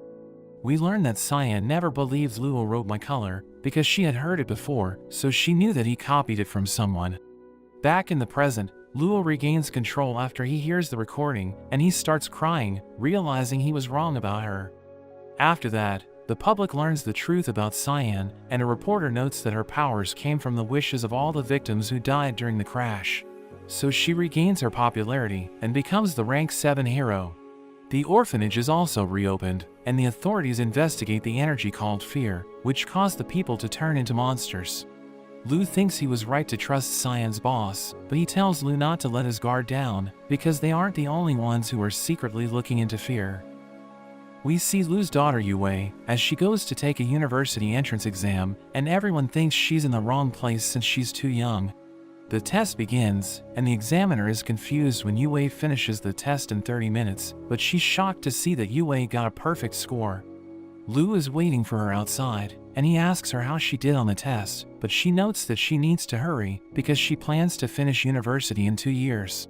She manages to achieve her goal and become the youngest person to graduate from the university, but during her graduation speech, she tells everyone she doesn't like being called a genius. She explains that the reason she wanted to finish the university in 2 years is because she believes she can become a hero and change the world. We see 2 people in a bar laughing at her, but the bartender is angry and tells them to do something with their lives. Yue notes that it's been 28 years since the Fall of the Dawn incident, and during that time, they've been protected by the heroes, but they've also faced disasters because of their conflicts. The Commission has done their best to resolve the situation, but they've failed because heroes are created by the people, so their will can't be defined. She thinks she can create a new order once she reaches the rank 1 position of Hero X, and the CEO of the hero agency DOS is surprised that she dares to say it in front of everyone. His assistant Keen thinks Yue is even more delusional than her father, but Mickey mentions that she shouldn't underestimate her. Keen shows him how a dispute between 2 heroes caused problems between men and women, so she thinks it isn't the right time to make Yue popular, but he thinks she'll lead a new wave of female heroes to rise. Everyone talks about Yue's speech, and people have started calling her the Hero Queen because she gave confidence to girls to become heroes. The DOS announces that they have signed her as a hero, and they'll support her in achieving her dream of becoming Hero X. The news analysts mention how there hasn't been a female Hero X in a long time, and the highest rated female hero named Boa goes on a podcast to talk about the current situation. We learn that her popularity has increased after Queen's interview, so she's about to enter the top 10 in hero rankings, and more girls have started wishing to become heroes. So DOS changes its image to support female heroes, and it becomes the top hero management company. At the 16th annual hero ranking competition, Boa prepares to face the previous year's Hero X named Extro, and as the match begins, she immediately tries to hit him with her axe, but he stops it with his hands. He kicks her away, sending her flying into a wall, and he starts raining fireballs on her, but she manages to dodge them. She rushes towards him, but she can't land a single hit, so she charges up her weapon and attacks him, destroying everything around them. He's surprised by her power, and she uses the chance to grab him, smashing him to the ground. She powers up her weapon again, and he tries to block it, but she manages to overpower him, so she wins the match and becomes Hero X. Mickey congratulates Boa and Queen, and he can't believe how much progress DOS has made since he's been competing with his rival Mike Glory for such a long time. But thanks to them, he has gotten far ahead of the competition, and he tells Boa to thank Queen because she became Hero X thanks to her speech. But she mentions that she won't pass over the title of X to Queen, and she knows that Queen helped her reach her goal, but she also worked hard for it, so she deserves everything she's getting. He reminds her that he was the one who picked her, and he knows the secret sacrifices she made, but Queen tells him to stop threatening Boa because she'll earn the title of X in the future. He tells her she's misunderstanding him because he's just worried that they might start fighting over the top ranking, so he's just giving Boa a gentle reminder. After they leave, Boa tells Queen that no amount of words will make her a hero, and she notes that she already knows it, so she doesn't want to waste her time talking with Boa. She becomes angry and tries to attack Queen, so she uses her power to freeze her, but she still manages to move, which surprises Queen. But a cat suddenly arrives, and she lets Boa go, as a hero named Little Johnny comes looking for it. Queen tries to leave, but she can't look away from the cat, because she finds it too cute. He lets her hold it, and seeing how much it likes her, he thinks it must be destiny that they met, so he invites her to his floor. We learn that San resigned, and he ended up making the Treeman Corporation, which focuses on developing heroes. Because of the company called FOMO, which provides people with a convenient method of communication, regular people are showcasing themselves and becoming heroes. New hero management companies are created as a result, and they no longer stick to traditional methods due to the media revolution, which is why they need to create an environment capable of dealing with the future. Rock resigns from FOMO, and he agrees to take over Mike Glory, so everyone's looking forward to what he can do for the company. Queen is watching the news in Johnny's room, but the cat steps on the remote and changes the channel to where Cyan is singing. They go to meet her, and as Cyan pets the cat, Johnny wonders if it means they'll have good luck, but she explains that she doesn't know how her power works. He thinks she should bless Queen to make sure she wins against Boa, but she refuses because she doesn't want people to say she won because she got lucky. At the 18th hero ranking event, Queen is surprised to see that Boa has already been eliminated, so her opponent is another hero whose name hasn't been entered in the roster. She prepares to fight, but she's instantly defeated, and she doesn't even know what happened. At night, Queen is holed up in her room since she hasn't experienced failure before, and she sees people making fun of her on TV. Mickey calls Lou, telling him he doesn't know anything about the hero who defeated her, so he'll go to meet him. But as he reaches the top floor of the hero tower, he's surprised to see that it's completely overgrown with plants. As Queen checks her phone, she sees news about how people have started going against Cyan after her past was exposed. There are rumors that she was hired by Queen to make sure she defeats Boa, but she didn't expect to be affected by Cyan's bad luck. Boa watches the same news, but she throws her dumbbell at the TV because she thinks Queen is using underhanded tactics to take the title of X. Boa thinks about how ever since she was a kid, she told herself that the only way to be successful is to work hard, because she knew that she was born without talent. She trained harder than everyone else, and became the youngest female agent in the commission, but her goal was to be liked by everyone and become a hero. She remembers the time she got shot, and she tells herself that she didn't come back from the brink of death, just to lose to a cheater. She thinks about how Queen is using her father's relationship with Mickey to achieve her goals, which makes her angry, so the fear energy gathers around her, and ends up causing an explosion. Meanwhile, Johnny puts food outside Queen's room, and we learn that he's worried about her, since she hasn't come out for days. He mentions that Cyan isn't doing well because of the rumors, and he tells Queen that she shouldn't believe anything she hears, because Cyan needs people to trust her. After he leaves, Lou talks to Queen, and reveals that he was the one who found Cyan in the plane wreckage. But instead of alerting the authorities, he sent her to his friend's orphanage, because he didn't want people to judge her. He prepares to go to the commission, because he thinks there might be something he can do to solve the situation, but Queen suddenly comes out of her room. She asks him how he plans to fix everything, so he reveals that the commission tried to hide what happened during the plane crash, but he knows where to find a recording of what happened on the plane. After that, Queen heads to Mickey's office, where Cyan is also present, and she apologizes to Queen for not bringing her good luck, but she mentions that her singing helped her through her depression. She thanks Cyan because her song made her hear an inner voice that she had never heard before, and she tells everyone there's a recording from the plane crash at the orphanage's office. After a while, we see a lab tech who has been corrupted by fear, and he causes explosions around the city. A car is about to fall on innocent civilians, but Queen comes to their rescue, and she starts chasing after him. He tries to hit her with his missiles, but she dodges all of them and defeats him by throwing her spear at him. After that, she gets a call from Johnny, who wonders if she's coming back because he and Cyan are waiting for her. He's surprised that she's still out on a mission, even though the ranking tournament is about to begin, and he reminds her how she refused Cyan's blessing last time. But she needs to make sure Cyan blesses her before the tournament, because it might affect the results. Bola suddenly arrives, and she thinks Queen will use dirty tactics to win the tournament, so she thinks they should fight before it. Queen dodges all of her attacks and kicks her away, but Bola fights on, and her strikes are so powerful that they're destroying everything around them.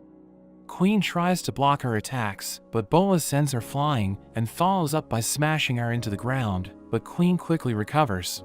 Bola rushes towards her, and Queen uses her power to freeze her, but it only works in a small area, so Bola extends her weapon and hits Queen from the side.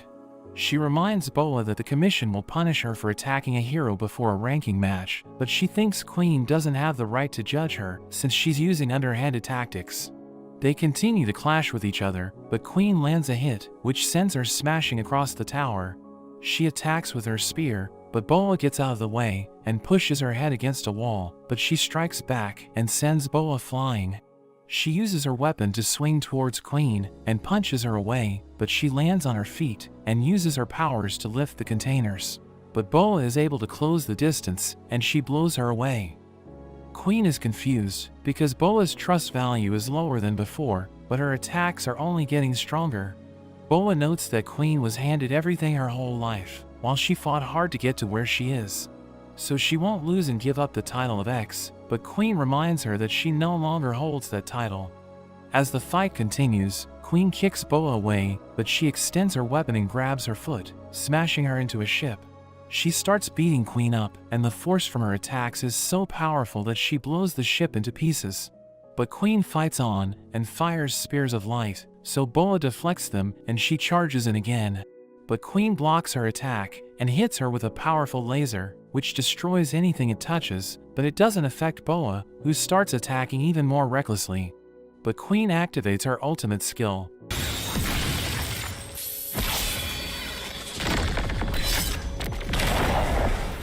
Bola is mortally wounded, but she still tries to push the spear out because she refuses to lose to someone like Queen.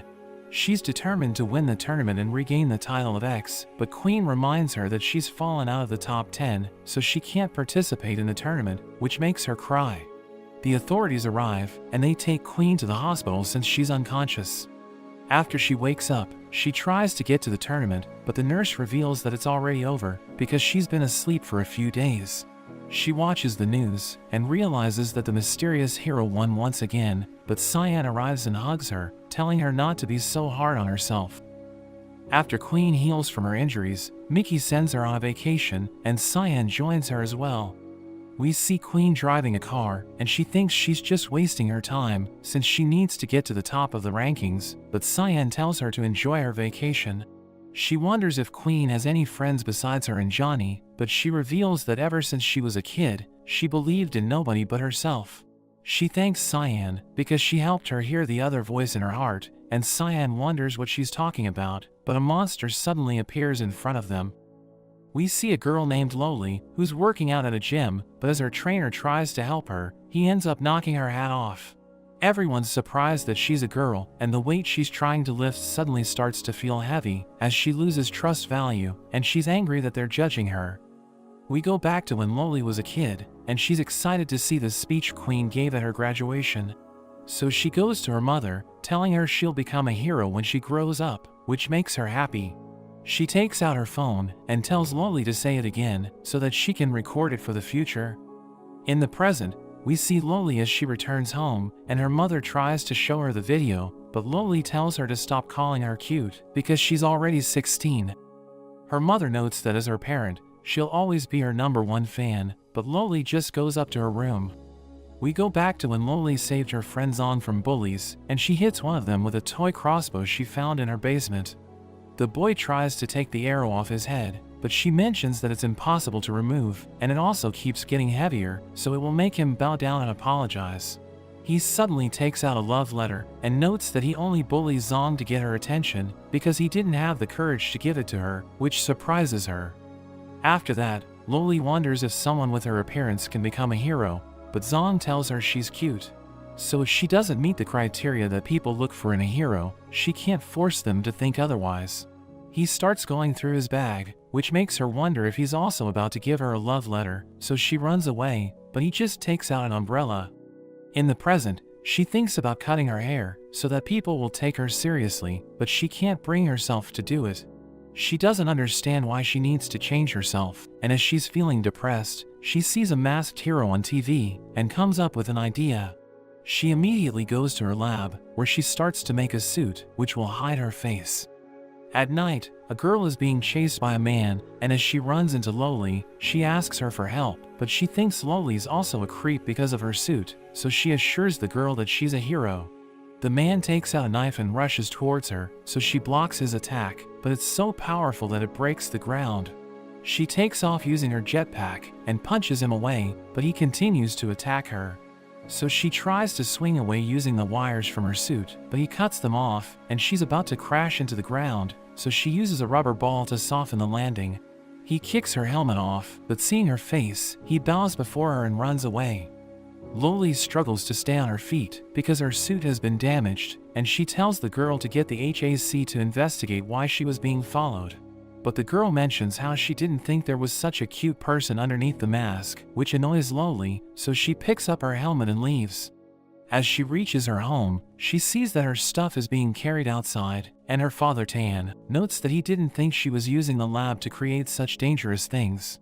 She reminds him that he's never watched over her, so he doesn't need to interfere with her life, but he tells her he already cleared out the basement. She notes that he has no right to take away everything she's worked on, and she mentions that her goal is to help people, but he tells her the weapons and equipment she's working on aren't toys. She sees Zong going through her stuff, so she tries to stop him, but her father tells her if she really wants to work on such things, she can come work at the Glimmer Lab. The next day, Zong gives her a tour of the lab, and he takes her to the experimental warehouse where he works. He tells her he saw her blueprints, so he knows that she wants to create a super armor, which makes her excited, but after he reveals the mech he created, she isn't impressed by it. A girl named Juan teases Zong that he brought someone new to check out his inventions, but he tells her to stop being sarcastic, and Loli realizes that Juan is the same girl that she saved. They're both excited to see each other, and Zong thinks they can help him create his ultimate warrior, but they tell him he shouldn't get ahead of himself. After that, Juan helps Loli fix the part of the suit that was broken, and she mentions that it's her way of thanking Loli for saving her. She doesn't understand why Juan is working at a warehouse, even though she's a genius, so she reveals that she started working there as a receptionist. She thinks people's first impression of her affects their judgment, so when she had her interview, they decided to hire her as their receptionist because she was cute. She notes that Tan changed her life, because after seeing her resume, he couldn't believe she was working as a receptionist, so he decided to let her work with him. Loli is surprised that her father cares about other people, because he wouldn't even know if his daughter burned down the house, but Juan thinks he's a nice person. Loli wonders where Juan's father is, but she notes that he passed away when she was just 3 years old, which is why she's jealous of Loli. After that, they go to have drinks, but Loli is annoyed that Juan only bought her a cola, so Juan reminds her that she's still underage. Juan notes that she can't hold her liquor, so Loli takes a picture of them before Juan loses control, but she's scared as she sees the man from the other day watching them. So Loli makes a drawing on the window using ketchup, and they both yell at him to get lost, which makes him decide to leave. Loli takes Juan to the lab, but she's completely drunk, so Loli tells her to control herself, or they might get thrown out. She takes Juan to the warehouse, where she tells Loli she needs to become a hero so that she can declare war on anyone who has a negative impression of them. Meanwhile, the masked hero Shindig arrives at the lab, and the guards try to stop him, but they suddenly start to laugh, and an explosion goes off. We see the mysterious man calling Juan, and hearing her voice makes him breathe heavily, so she calls him a creep and hangs up the phone. In the lab, as one of the staff tries to find out why the explosion happened, he comes across Shindig, but instead of stopping him, he just starts laughing. He runs into a few other staff members who wonder what's wrong with him, but Shindig tells them they're the ones who are ruining the vibe. Meanwhile, a man calls Rock in the middle of the night for a meeting, which confuses him, and he's told that Son and the CEO of FOMO named Zach are also there. Rock runs into Zach, who teases him, wondering if he's okay being woken up at such a late time since he's so old. He asks Rock if he achieved his ideals after leaving FOMO, but he tells Zach to worry about himself because he saw the news that Shindig terminated his relationship with Zach's company. Zach notes that Shindig was the first hero developed on FOMO, and his music helped him gain a large amount of followers, who helped him become the fastest hero to ever reach the title of X. Rock mentions how he warned Zach that he shouldn't let the heroes run wild, and he needs a way to control them, but Zach thinks it isn't fair since everyone deserves a chance. They reach the meeting room, where everyone is told that the reason they have been gathered is because there has been a major breakthrough in the research of Project Zero, which has been carried out in secret for quite a while. Tan explains that they managed to extract a substance called fear from the incident at the orphanage in District 70, and they've been researching it for the past year. At the lab, Shindig continues putting people under his control, and he makes them destroy everything around them. He raises the temperature of the equipment, which causes more explosions, and he manages to reach the research team. In the warehouse, Juan traps Loli because she thinks the creep who's following her is causing all the problems, so she plans to face him just like Loli taught her. She tells Juan to stop because she's drunk, but she mentions that she's calmer than ever, and she can't just stand back while the people close to her are being threatened. Meanwhile, as Shindig gets close to his target, a researcher tries to stop him, warning him that if the contents of their research spill out, everyone there would be done for. But Shindig grabs his throat, telling him to open it up, and even though he tries to resist Shindig, he ends up falling under his control. Juan arrives and tells Shindig to come after him if he needs anything, which makes him think she's his fan, and he asks her if she's nervous seeing him in person. She grabs his helmet and tries to take it off, which startles him, and he makes one of the men grab her. She yells at him for thinking all pretty girls like her are fragile, and she notes that even though he's using a helmet to hide his face, she can still see his creepy eyes. He's surprised that she's already gone crazy before he even used his powers on her, but she mentions that she's completely fine, and tells him that even if she has gone insane, it's only because he keeps following her. He becomes angry and tries to hit her, but Loli arrives with her suit and punches him away. Juan is surprised that she's using the suit because it isn't ready yet, but Loli thinks it's the perfect time to test it. At the meeting, everyone is told that the Glimmer Lab is being attacked, so they all call their heroes to go there. Zach wonders if he should post it on FOMO, but Rock stops him because the situation is already too chaotic. He calls one of his heroes named Ghostblade, but he doesn't pick up, so Zach mentions that Rock's management style doesn't seem as perfect as he makes it out to be. In the lab, all of Shindig's puppets attack Loli, but they can't land a hit because she's too fast for them. She hits them lightly, but seeing that they aren't staying down, she uses the jets on her suit to land a powerful attack. Shindig takes off his helmet, and he mentions how the suit she's wearing is being wasted on her, so he tells her to give it to him because he thinks he can use it to get back the title of X. He knows she won't give in to his demands, so he tries using his powers to make her crazy for him, but he's shocked that it isn't working on her. She starts to slap his face, and she's angry because she can't believe someone like him was the top hero in the past. He begs her to stop, and she tells him to apologize to Juan for stalking her, but his body starts to glow, and he throws Loli into a wall. He tries to punch her, but she blocks it, and uses her jetpack to get away, before attacking him from behind. But he counters and starts beating her up, and even though she manages to punch his face, he's still completely fine. He sends her crashing into a wall, and he keeps attacking her, so she doesn't have any time to breathe. Juan sees that Loli is having a hard time, so she sends a weapon to her, and Loli uses it to smash Shindig's stomach, sending him flying into the glass. But they see that the fear energy has started to leak, so everyone evacuates the lab, while the energy grabs onto Shindig. Tan arrives, and is told about the situation, so he mentions that Ghostblade will take care of everything. He's surprised to see that Loli is in the suit, and he realizes that it's what she was working on in her home lab.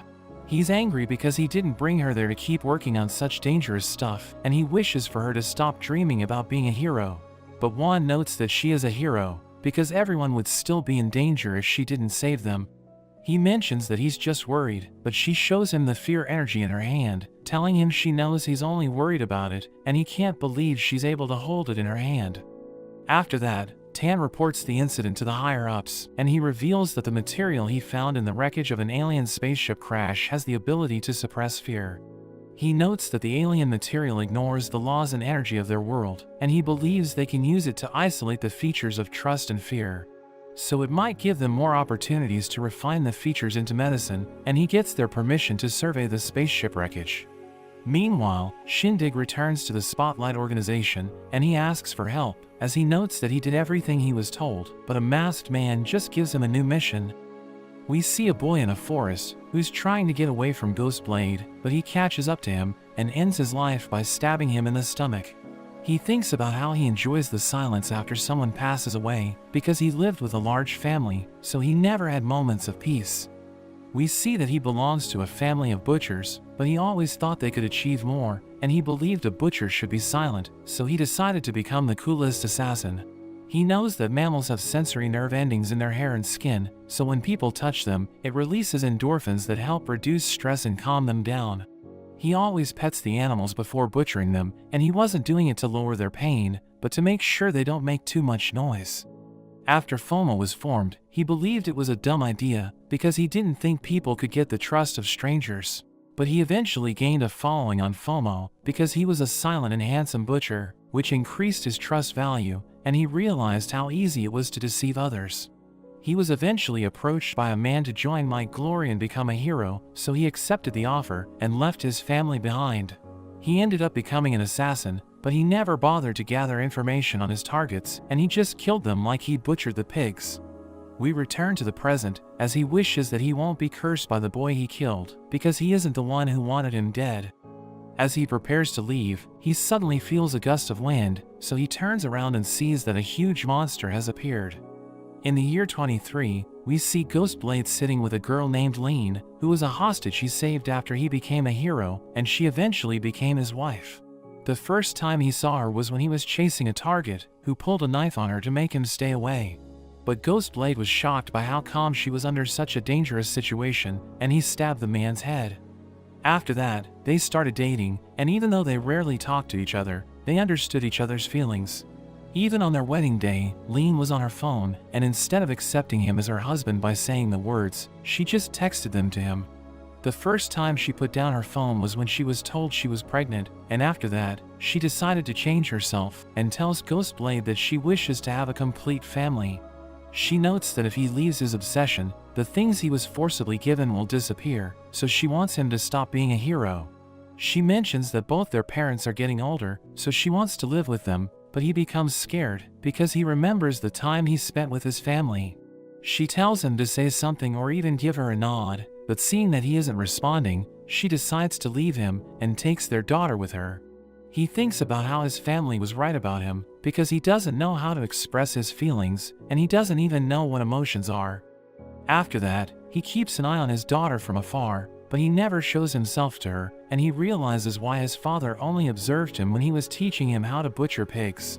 We learn that his daughter is Juan, and the creep she thought was stalking him turns out to be Ghostblade. As he's following her one day, he sees her running from him, but he thinks someone is threatening her. She comes across slowly in her suit, and he thinks she's the one who's harassing Juan, so he decides to confront her.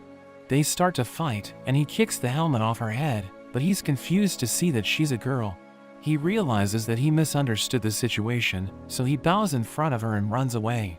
As he goes home, he remembers the time he got a teddy bear for Juan, but Lean told him that she's already 18, so she won't like such a gift. Lean mentions that he doesn't know anything about Juan, and she wonders if he even cares about her, but she tells him it doesn't matter because he's already dead to her.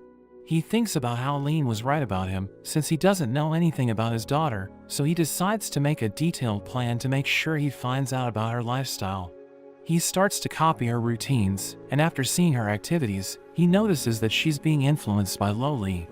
He knows that sometimes a person isn't influenced by their parents, but by their close friends, and he thinks about how Juan never went out to drink or stay up late at night. But she's changing because of Loli, and he doesn't want to interfere with her growth, but he thinks Loli is a bad influence, so he decides to do something. He goes home and calls Juan, but he still can't get himself to say anything, so she calls him a creep and hangs up. After that, the lab is attacked, so Rock calls Ghostblade and tells him to solve the situation. He goes to the lab, where he walks past Juan, who notices something familiar about him, but she has no idea who he is. After everything is cleaned up, Tan tells Rock and Ghostblade that the commission has accepted his proposal, so he'll be going to the shipwreck immediately. Rock thinks he should take time to prepare, but Tan mentions that the commission needs everything to be over quickly to make sure there are no leaks. So the only people coming with him are the ones who experienced the attack last night, but Rock tells him it's too dangerous, so Ghostblade offers to go as well. Tan agrees to take him, because he can keep a secret, and they won't have to worry about anything if he's with them. They're interrupted by Zack, who mentions that the commission just notified him, so he's glad he made it there before anyone left. Rock wonders what the commission needs from him, so he notes that he was tasked to assign a hero to them, and he gives the job to Johnny. On their way to the shipwreck, Loli hacks the analog signal of the call they got last night, so she can find the creep's location. Juan wonders what she plans to do after finding him, so she mentions that she'll expose him to the whole world so that he can learn his lesson. Zong asks them what they're talking about, so Loli tells him that a man has been following Juan, but she doesn't want Zong to know, because he'll tell everyone in the lab. Loli manages to find the creep's location, but they're confused because it shows that he's right behind them. We see Ghostblade and Johnny following them in a car, and he thinks about how Johnny is the kind of person he hates, because he's overly familiar. He introduces Ghostblade to his cat, and notes that it isn't his biological son, but Ghostblade thinks that was obvious. Johnny asks him for parenting advice, and he mentions that if Ghostblade has trouble talking, they can add each other on FOMO. He notes that he used to sit with his dad in a car just like what they're doing now, and he mentions that he doesn't know why, but he remembers his past whenever he sees Ghostblade. He opens the window, wishing that the wind would carry away Johnny's ramblings, but Johnny thinks he opened the window to tell him that he should let the past go with the wind. Johnny starts to cry, so Ghostblade turns up the music to drown out the noise, but Johnny is surprised that he likes Cyan's music. He mentions that most of the people who like her singing have an emotional backstory, so he asks Ghostblade to tell him about it. But he remembers that Ghostblade can't speak, so Johnny notes that he'll guess things about him, and if any of them are correct, he can just nod his head. He turns the music up even more, but Johnny just starts to dance, and offers to introduce him to Cyan. Ghostblade grabs the steering wheel to control his anger, and he can't believe that the one time he's wishing he could speak in years is just so that he can curse Johnny.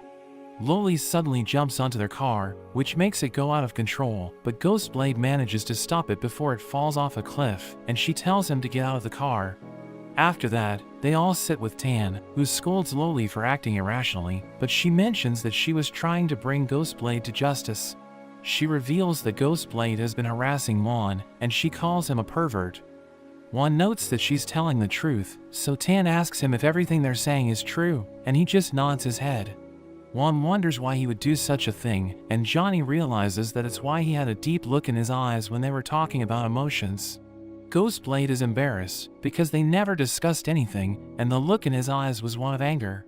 Johnny mentions that Ghostblade was listening to a Cyan song, which is Juan's favorite, so they wonder if he's been noting her hobbies. Loli asks Johnny if he noticed anything else, and he reveals that there were whisper flowers in the car, which are Juan's favorite. Tan pulls Ghostblade to the side, and notes that there's no age limit for love, which shocks him, and he tries to tell Tan it isn't what's happening. But since he can't speak, Tan doesn't understand the situation. He confirms from Ghostblade that he's single, and Tan asks him if he really loves Juan, which makes him think about how much he loves her, since she's his daughter. Tan notes that Juan is single as well, so he should stop beating around the bush and confess his feelings to her. He offers to create opportunities for Ghostblade, but mentions that if she rejects him, he should stop trying to force his feelings onto her. At night, as they're about to have dinner, Tan welcomes Ghostblade and Johnny, and he praises Ghostblade to make him seem cool in front of Juan.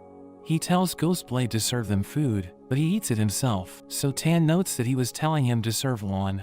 But Loli tells her father to stop putting his nose in other people's business, telling him he doesn't even know his own daughter's favorite food.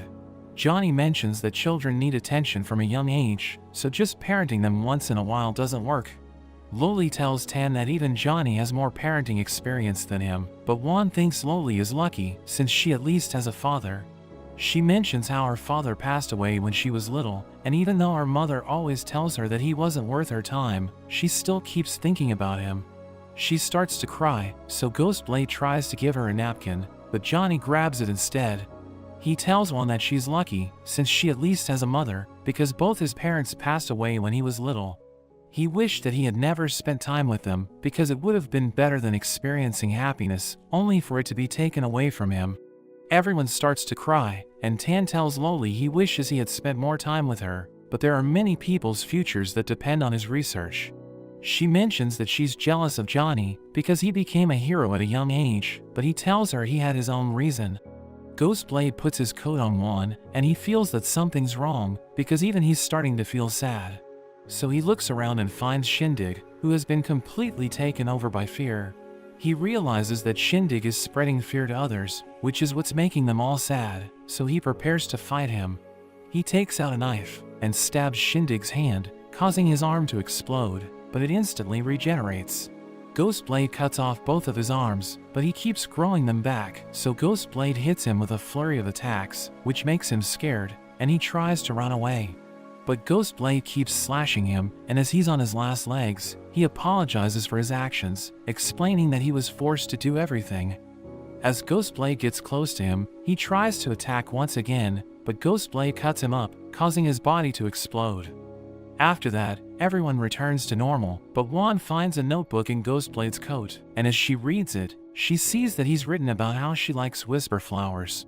We learn that they were in the first bouquet he gave her mother, because their fragrance lasts the longest, so he thought the smell could be with her, even when he isn't by her side. He also started listening to Cyan's music because of Juan, even though he never liked it, since he couldn't sing along. But he has fallen in love with it, because it makes him feel closer to his daughter, which makes her realize he's her father.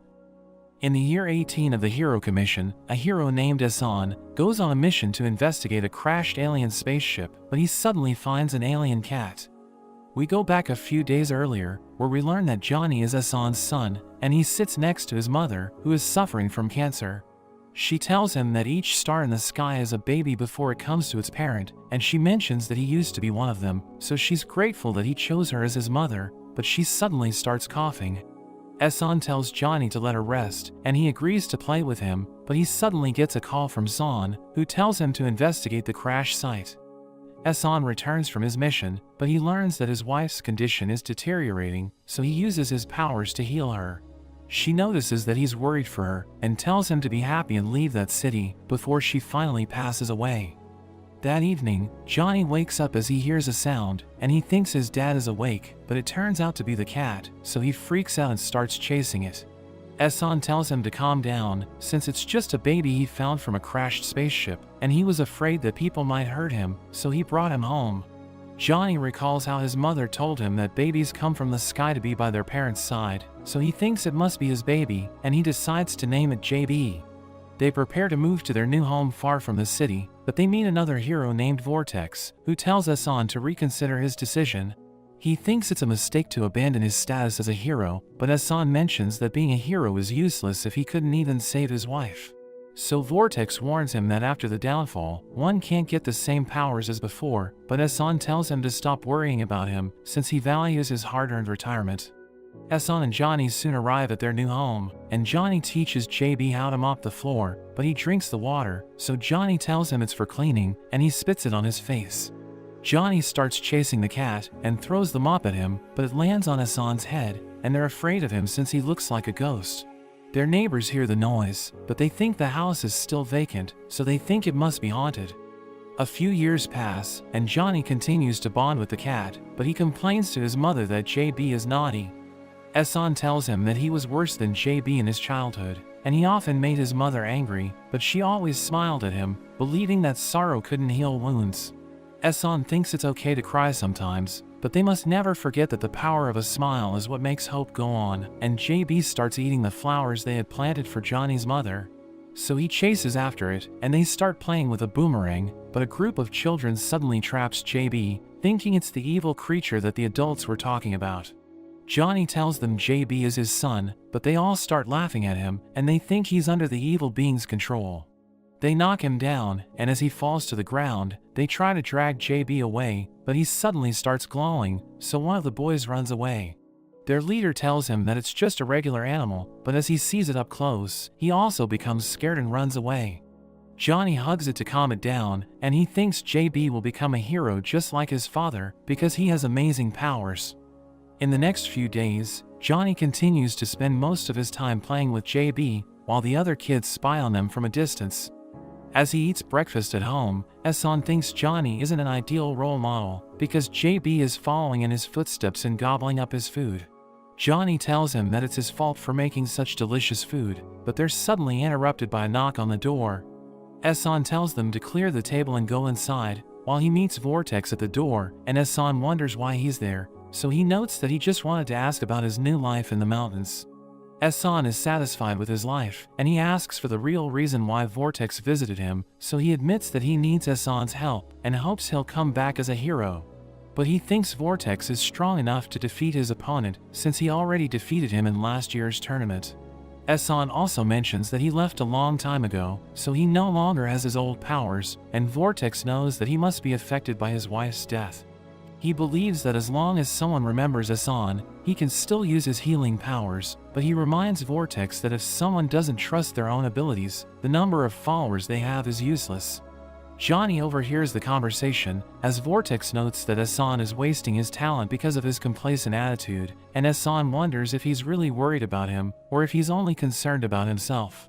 Vortex crushes the cup in anger, and notes that even if Ehsan doesn't care for himself, he should think of his son.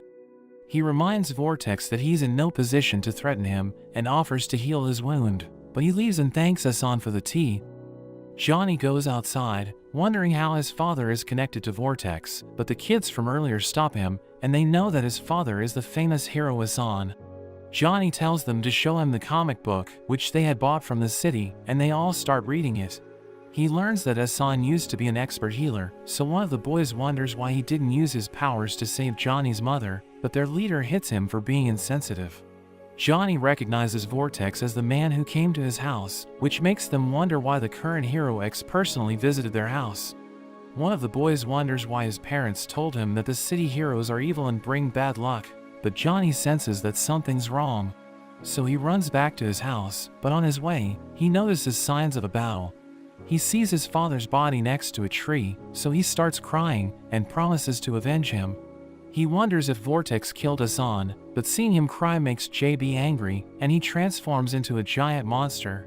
Johnny tries to calm him down, but JB goes out of control and starts destroying the nearby village, so the villagers think they were right about the city heroes. Vortex suddenly arrives, and he saves everyone from the falling debris, so they think everything will be okay. But Johnny notices him, and he charges at him to avenge Ehsan, while Ghostblade watches them from a distance. Vortex creates a giant tornado to fight JB, but he stays firm because of his massive size, and throws logs at Vortex to distract him. JB tries to grab him, but he evades the attack and jumps to the ground, where he launches rocks to fight back. He converts them into arrows, and manages to wound JB, but he uses a broken tree to smash Vortex, and sends him crashing to the ground. Vortex tries to trap him with rocks, but JB hears Johnny's voice, and he manages to break free. Vortex prepares to use his special move, but JB jumps into the air, and Vortex realizes that his skill isn't working. JB slams him to the ground, leaving him in disbelief, but JB continues to punch him while he's down. Everyone is shocked that the number one hero was defeated, and they try to escape, but JB notices them and starts walking towards them.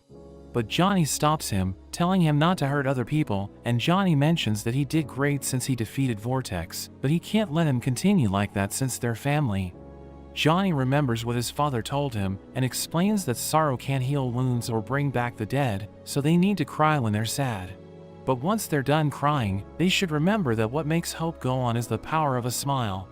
JB returns to normal, while Ghostblade receives a message from an unknown number, ordering him not to do anything unnecessary, so he leaves the scene. Everyone learns about Vortex's defeat, but they also learn that Johnny was able to control the monster, so his trust rating increases. The media heads to his house, and they start asking him questions, but Johnny leaves to look for Vortex, since he wants to get answers. At the Hero Tower, an injured Vortex sees the news, and he's angry that Hassan refused to help him, but Johnny enters his room and asks him if he had anything to do with his father's death. Johnny reveals that he heard their conversation, but Vortex just laughs at him and notes that he doesn't need to dirty his hands to kill a loser. But Johnny reminds him how he needed his father's help to defeat the number 2 hero, which enrages him, but he starts coughing from his injuries. Johnny thanks him since he received the invitation to join FOMO after defeating him, and he notes that he'll get his answers in the ranking tournament, which Vortex finds funny. After 17 years, we see Johnny playing video games, and his manager isn't happy since he's always slacking off. He thinks that with such an attitude, he might lose his commission ranking, but he doesn't seem to care, so his manager reminds him how much Zach has done for him.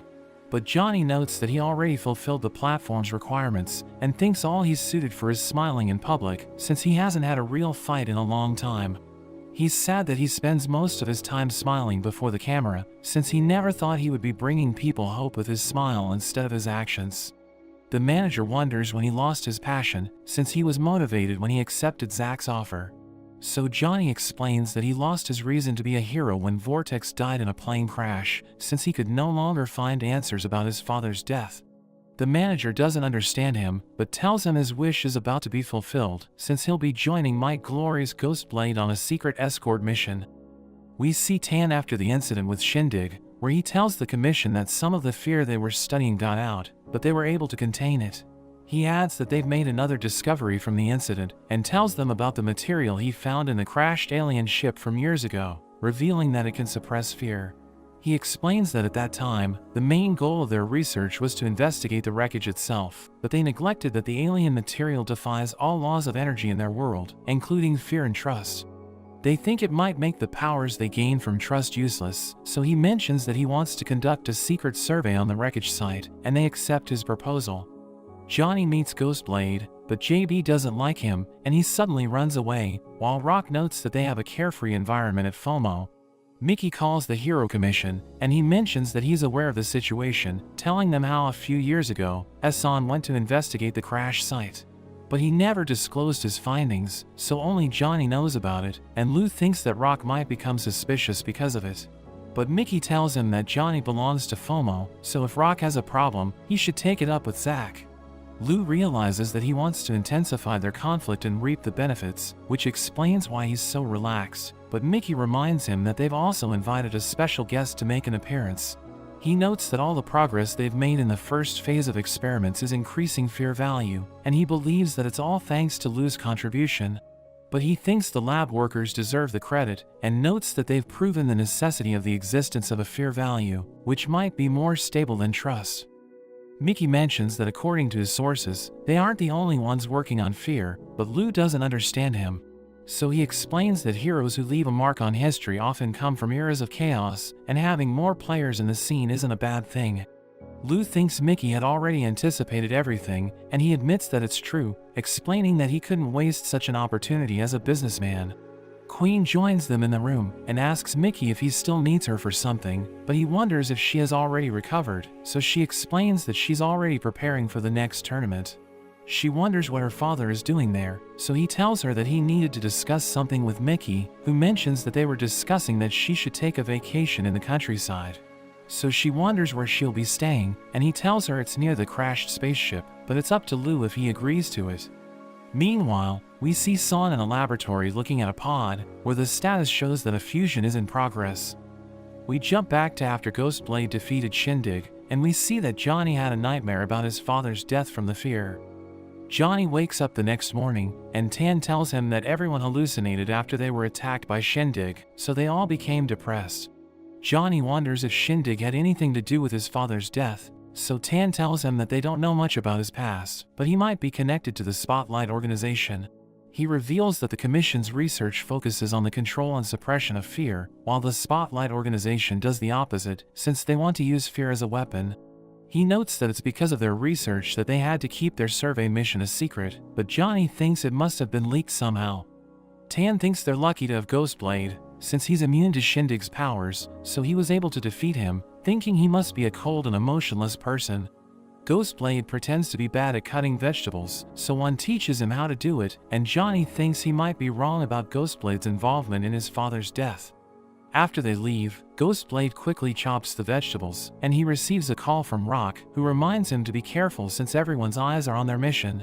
He suddenly walks away, so one thinks he must have left a mess, but she's shocked to see what he did. They continue their journey, and they soon reach the crash site, where Tan learns that the ship's internal structure isn't stable, and it might collapse if the extraction produces large vibrations. He also thinks that because of the EMF interference, they will lose signal the deeper they go, so he divides the roles before they enter the spaceship. After that, Tan notices Loli working on her suit, so he encourages her to keep upgrading it, telling her she would one day surpass him in the field of scientific research. He tells her he needs her help to maintain smooth communication, since there might be signal interference during the extraction process, and she immediately accepts the task. But she realizes that he's only doing it to keep her outside, since anyone can do that job. He explains that their mission has already been exposed, and they might get attacked again, but she thinks she can take on anyone who comes after them. So he notes that they only survived last night because of Ghostblade, and he thinks the enemies have already grasped more means of using fear. But she's confident that she can defeat any threat with her armor, and one overhears their argument. So after Tan leaves, she tries to comfort Loli, explaining that her father fears for her safety, since she's still just a child in his eyes. One notes that she faced the same problem, since no matter how hard she tried, no one acknowledged her for anything she did. She wanted to work even harder, but the people who cared for her were so far away, and she mentions how everything changed after she met Loli, since they had a lot in common. So she thinks she's lucky to have her as a friend, and Loli gives her a custom tracker that she made, explaining that it will help them track her location in real time. Tan and the others start their research inside the spaceship, and he asks One to accompany him, since he wants to look for any leftover alien DNA inside the ship. JB suddenly smells something, and he runs forward, so Johnny tries to stop him, but the floor suddenly crumbles and they fall right through. The other members of the team can't find them, and Tan tells Ghostblade to help them, so he jumps down the hole to save them. Tan tells Juan that people often can't stand challenges, and even with the Commission's management, tragedies like Zero will keep happening. He thinks they can only control these powers by relying on science, but Loli's tracker suddenly makes a sound, and Tan realizes that she's trying to alert them about something. So he looks around, and he's shocked as he sees someone behind them. Meanwhile, Johnny wonders why JB appears to be disturbed, and he tries to contact the team, but he realizes that there's no signal. JB suddenly starts digging, and as Ghostblade approaches them, he remembers when Rock told him to kill Hassan, because he ignored ethics and used his powers to breed man-made life. Rock mentions that Hassan taught his son how to tame a monster, and he even became a hero in the hearts of people, so Ghostblade needs to also take him out. Ghostblade prepares to kill Johnny, but JB presses a button, which opens a secret passage, so he quickly steps back. They all go inside, and they see hibernation pods, so Johnny wonders what happened to the aliens on the ship when it crashed. Ghostblade suddenly charges at him, which scares him, but he's just blocking an attack from Isol. He tries to kill Johnny, but Ghostblade saves him once again, and Isol tries to stay on his target instead of wasting time with Ghostblade. But JB saves him, so Isol creates an electric net to trap him, and Ghostblade charges at Isol, who has the speed advantage, so he easily dodges Ghostblade's attacks and sends him flying. But he immediately recovers and throws one of his blades at Isol, who easily deflects it, and Ghostblade continues to fight him, while Johnny goes to save JB. We go back to when Ghostblade volunteered for the mission, but Rock can tell that something's wrong, since he never volunteers for a mission. Rock thinks he might already know that JB was brought out of the spaceship by Hassan, so he tells Isol to finish him if he doesn't complete his mission. Isol happily agrees to do it, since he'll have one less opponent to face in the ranking tournament if he defeats Ghostblade. Back in the present, Ghostblade struggles against Isol, who electrocutes him and breaks his knife, so Johnny gives him an axe, which he uses to smash Isol's chest. Isol removes the axe and throws it back at Ghostblade, who manages to catch it, and Isol rushes to attack Johnny, but Ghostblade gets in the way. Their weapons clash, and the impact throws Johnny to the ground, while Ghostblade tries to attack Isol once again, but he grabs onto his knife and smashes it into his body. Meanwhile, Tan finds Nice, and Juan wonders if the commission sent him to support them, but Tan isn't aware of such an arrangement. Nice asks them about their companions, and notes that they'll soon be in danger, since he'll kill everyone once he's done with them.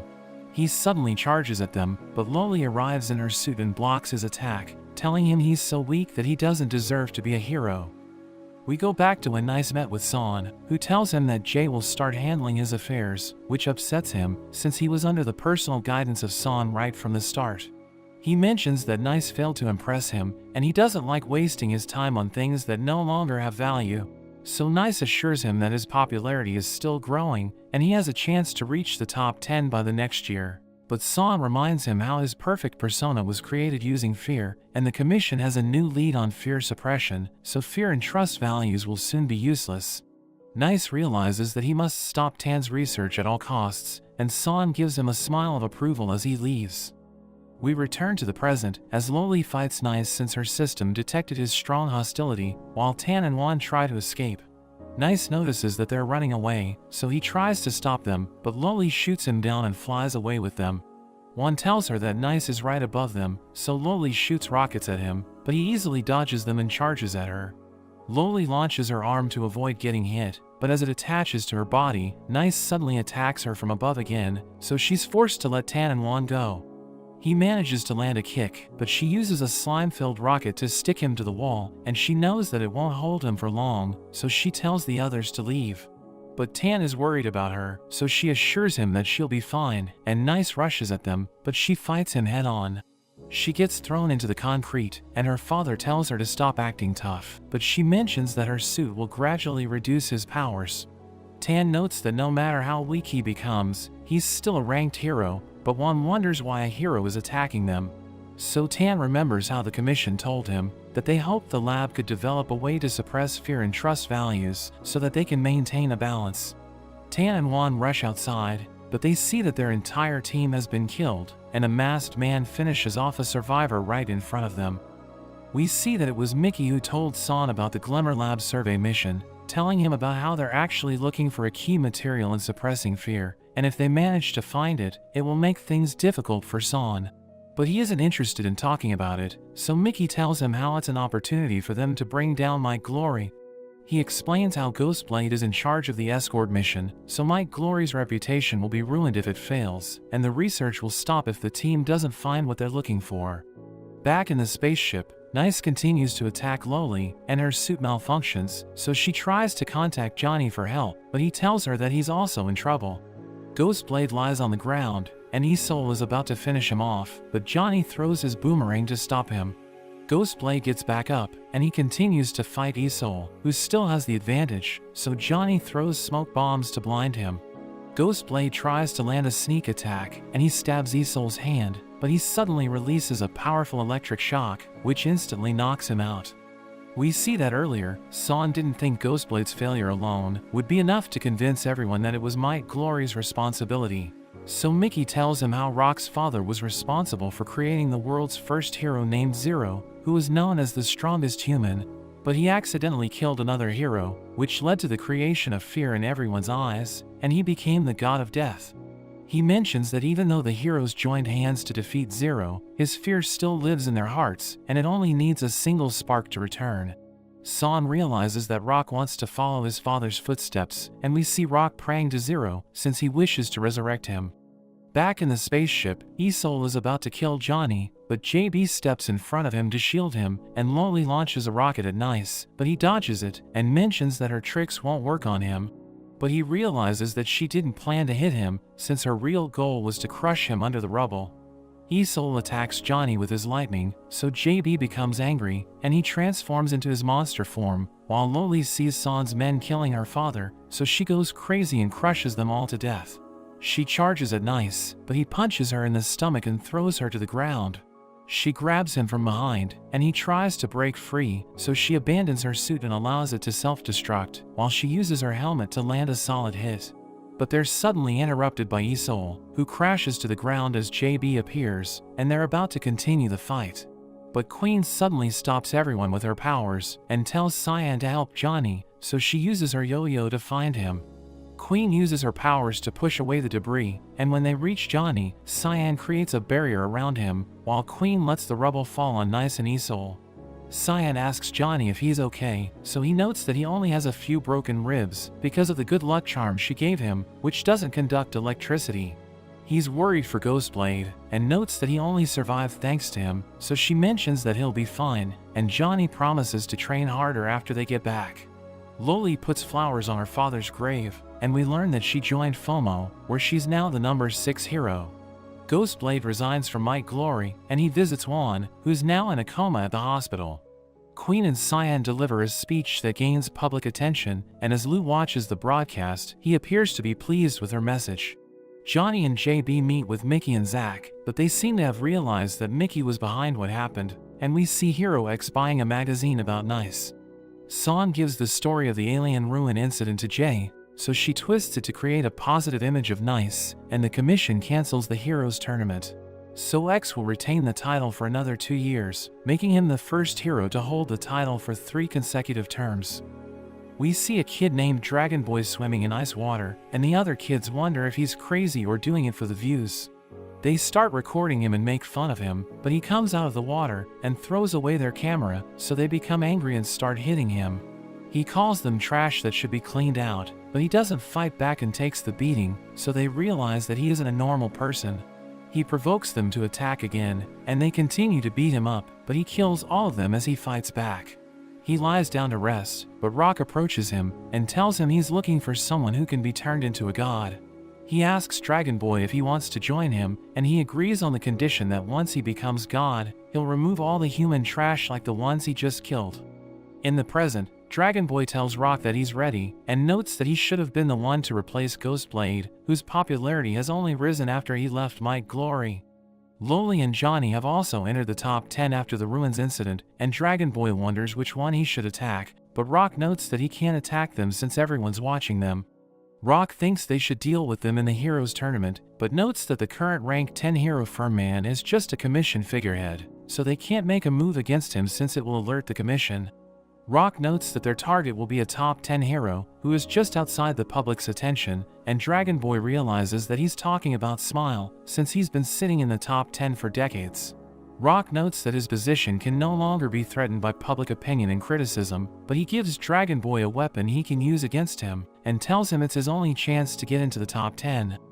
We see Nice doing a photo shoot, but the photographer Wong thinks his smile looks awkward since he isn't showing any real emotions.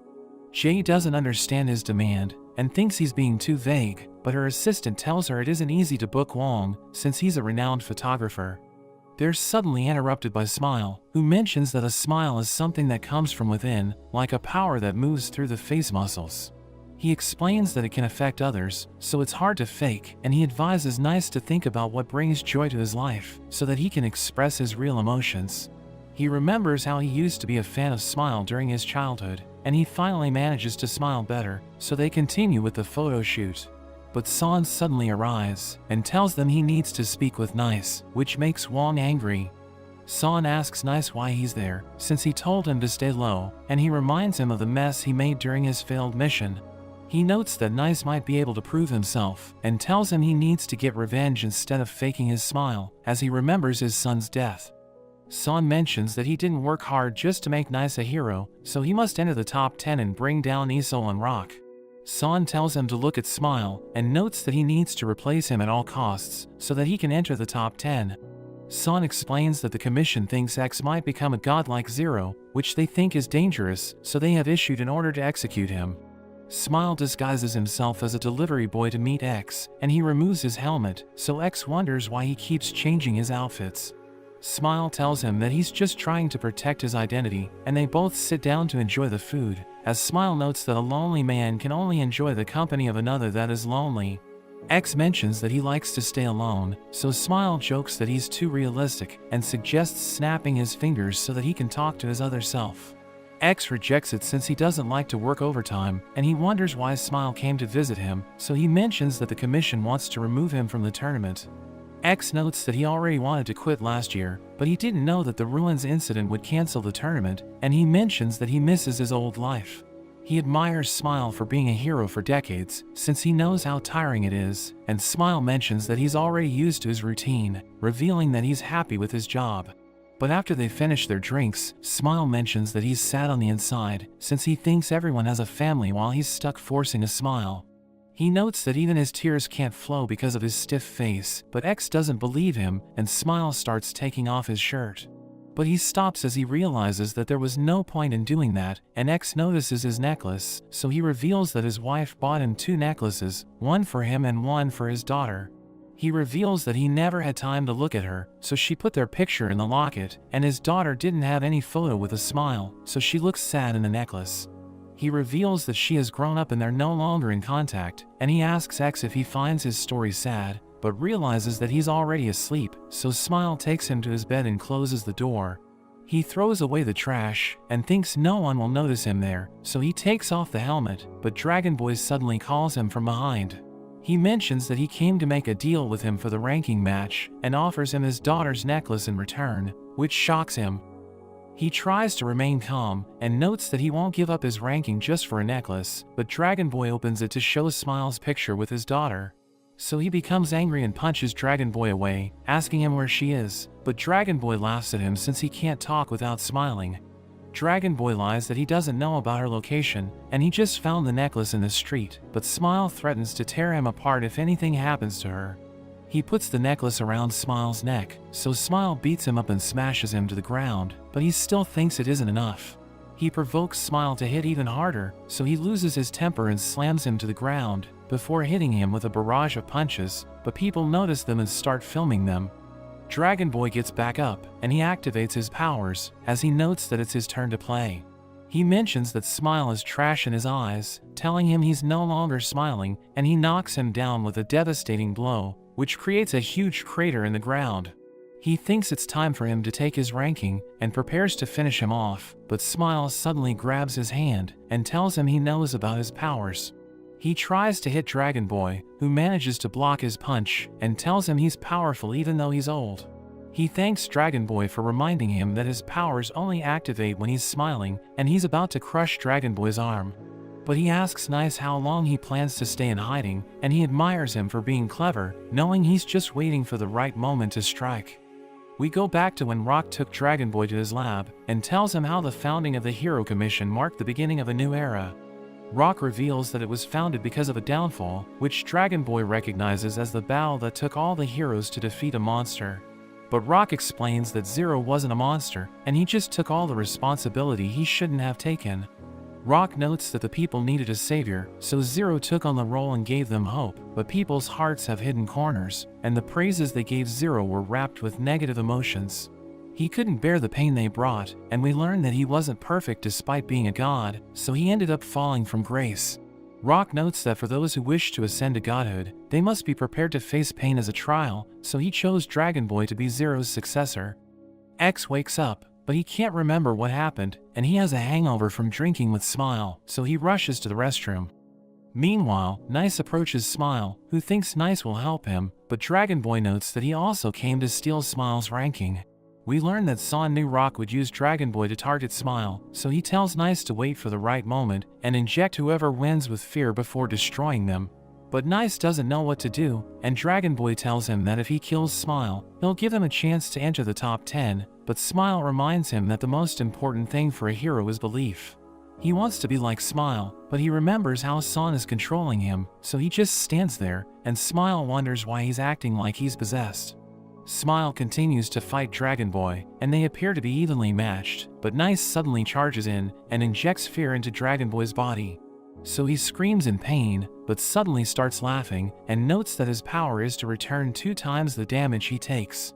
He spits fear at Nice, but Smile blocks it with his body, and he wonders what the chemical is, thinking it can't hurt him, but the fear takes over his body, and he transforms into a monster. He attacks Nice, who barely manages to defend himself, but Smile suddenly teleports behind him and punches him away. Dragon Boy enjoys watching them fight, but Smile suddenly charges at him and starts beating him up. He takes him into the water and shoots fear at him, but Dragon Boy evades it and counters with a kick, but it has no effect. Smile launches him to the air and smashes him to the ground, where the people gather around them, wondering what kind of monster Dragon Boy is fighting. But they realize that Dragon Boy is getting beaten up, and as Nice regains his senses, he realizes that they're fighting, so everyone thinks he's going to help. But he just stands there, and he watches Smile as he chokes Dragon Boy, telling him to stop laughing. He runs out of breath, but he remembers how he was once stuck under ice, and the kids refused to save him since they thought he was trash. So he became enraged and gained his powers, which helped him break out of there. Dragon Boy transforms into a purple creature, and everyone starts cheering for him, which increases his powers. He returns the damage he took from Smile with a devastating punch, which obliterates his body, and Dragon Boy approaches Nice, who's angry at the death of his idol. But he's also afraid of Dragon Boy, and he lands the first blow, but even a direct punch to his face has no effect. Everyone wonders why he didn't help Dragon Boy earlier, and they start fighting, as Nice dodges Dragon Boy's attacks, but he finds an opening and kicks Nice away. The people start cheering, and most of them are rooting for Dragon Boy to win, since they think Nice is evil.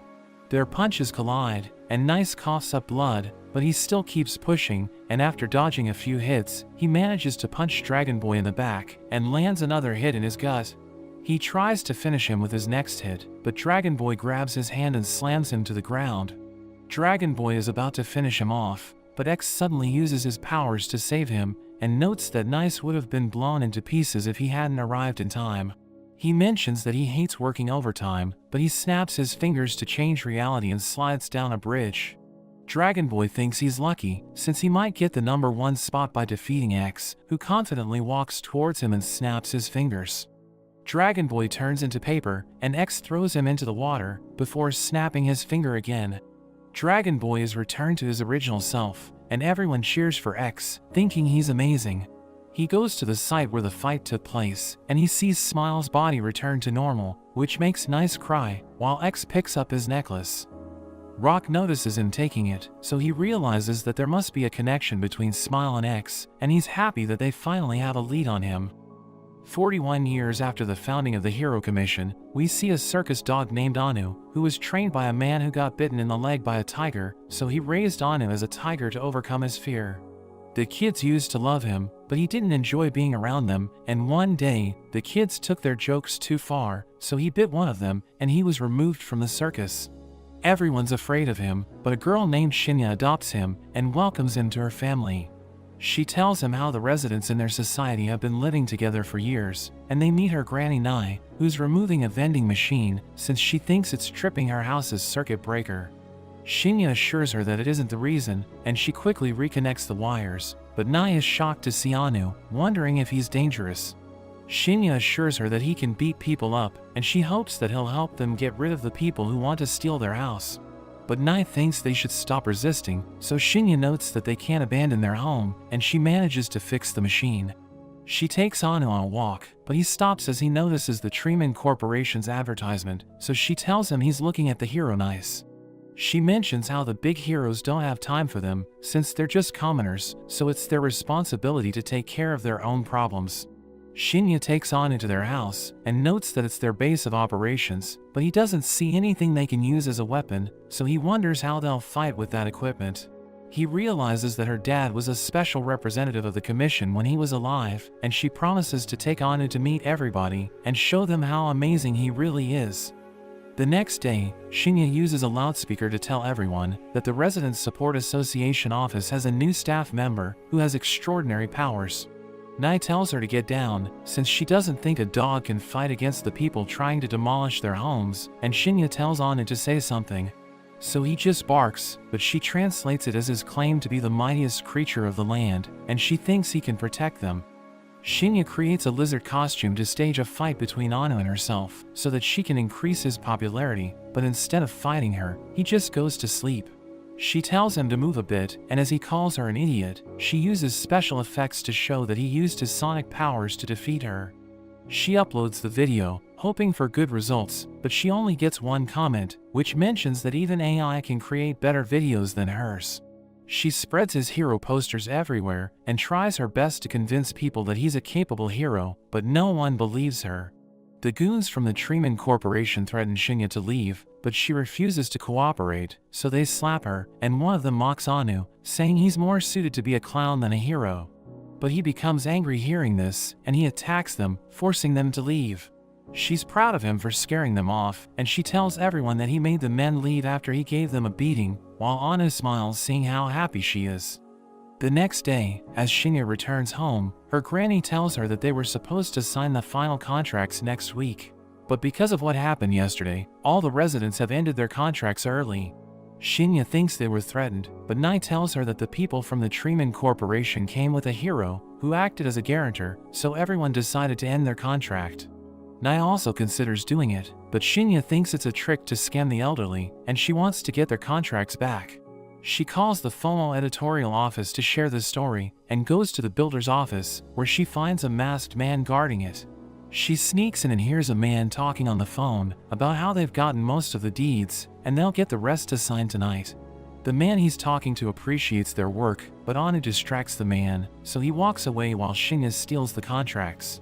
She accidentally makes a sound, and the man finds her, so he quickly runs after her and grabs her leg, but Anu kicks his face to save her. They go outside where they encounter a lot of guards, but Anu charges at them, so Shinya manages to escape.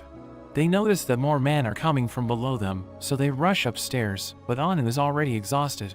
So she encourages him to go on, telling him the homes belong to their neighbors, and they can't allow the evil men to take them by force. She gives him the papers, and tells him to escape while she stays behind, so he starts running and goes into another house, but he looks through a window, and realizes that she's in danger. The men push her off a building, and Anu thinks about saving her, but he sees a man behind him, so he wonders how there can be so many of them. The man suddenly divides into three, so Anu realizes that they aren't ordinary humans, and they work together to beat him up. They recover the contracts and throw him outside, but he refuses to give up, and one of the men grabs a wooden plank to hit him. Anu thinks he can defeat them to protect Shinya, but he closes his eyes as he's about to get hit, and he suddenly hears a snap. As he opens his eyes, he sees the man turned into graffiti on the plank, and he recalls that he heard a finger snap, so he looks around. But another masked man comes out, so he runs away, and he notices X in his civilian outfit, so he tries to tell him to leave since it's dangerous. The masked men rush to attack Anu, but X snaps his finger once again, and they all disappear, but Anu notices that they're fighting X inside the wall. Anu thinks about how he grew up in a circus, so he was able to witness countless magic tricks, but he never believed in them, and it's only now that he understands that magic does exist. Anu goes back to Shinya, who notes that he shouldn't be there, but a masked man suddenly comes out of a fear chemical and starts attacking her. He's about to cut her in half, but Anu pushes her to safety, and he starts barking, asking the man from earlier to come and save them. But Nice suddenly arrives, and notes that he wants to help Anu, but he's looking for important documents, and Anu realizes that he's the man from the phone call. He mentions that he can't mess up his mission, and he moves away, allowing the masked man to finish them off. Anu tries to protect Shinya, but he gets kicked away, and he thinks he's useless since he's just a circus clown who started believing he was a hero. The masked man throws an axe at him, but Shinya pushes him away, and he remembers how she used to visit the circus with her father. He recalls that she always believed in him, realizing he had absolute faith in her words since the beginning, and her trust gives him the power to fight back. He grabs the axe and throws it back at the masked man, cutting off his head, and fear chemical falls on Nice, so he freaks out, since he doesn't want to turn into a monster. But he notices the drones from FOMO, so he quickly escapes, while Anu barks to draw attention toward an unconscious Shinya. Anu soon becomes a hero in everyone's eyes, since they think he defeated the Black Suits organization, and he takes credit for X's actions. Shinya wakes up, and she's shocked to learn that he can talk, so she asks him to tell her everything, and he returns everyone's contracts to her. Nice asks for Son's help, since he's infected by fear, but Son refuses to help him, since he failed to complete his mission. He asks for another chance, but Son thinks he's hopeless, telling him he's even worse than a dog who reached rank 8. So Nice completely loses it, and he finds himself on top of the building, where he took his own life. Son goes on a TV program, where he tells the host that they're investigating Moon's death, and that Lin signed with the Treeman Corporation. The Hero Commission also investigates to check Dragon Boy's eligibility, because even though he defeated Smile while he was consumed by fear, his violent and cruel methods are controversial. The commission passes Dragon Boy, and he conducts a press conference with Rock, telling everyone that he'll enter the tournament at rank 3. Everyone wonders who will be the next Hero X, or if X will be able to retain his title once again, but we see him working at his company, as he waits for the clock to strike 7 so that he can go home. After work, he buys his favorite food and drinks, before returning to his apartment, where he eats alone.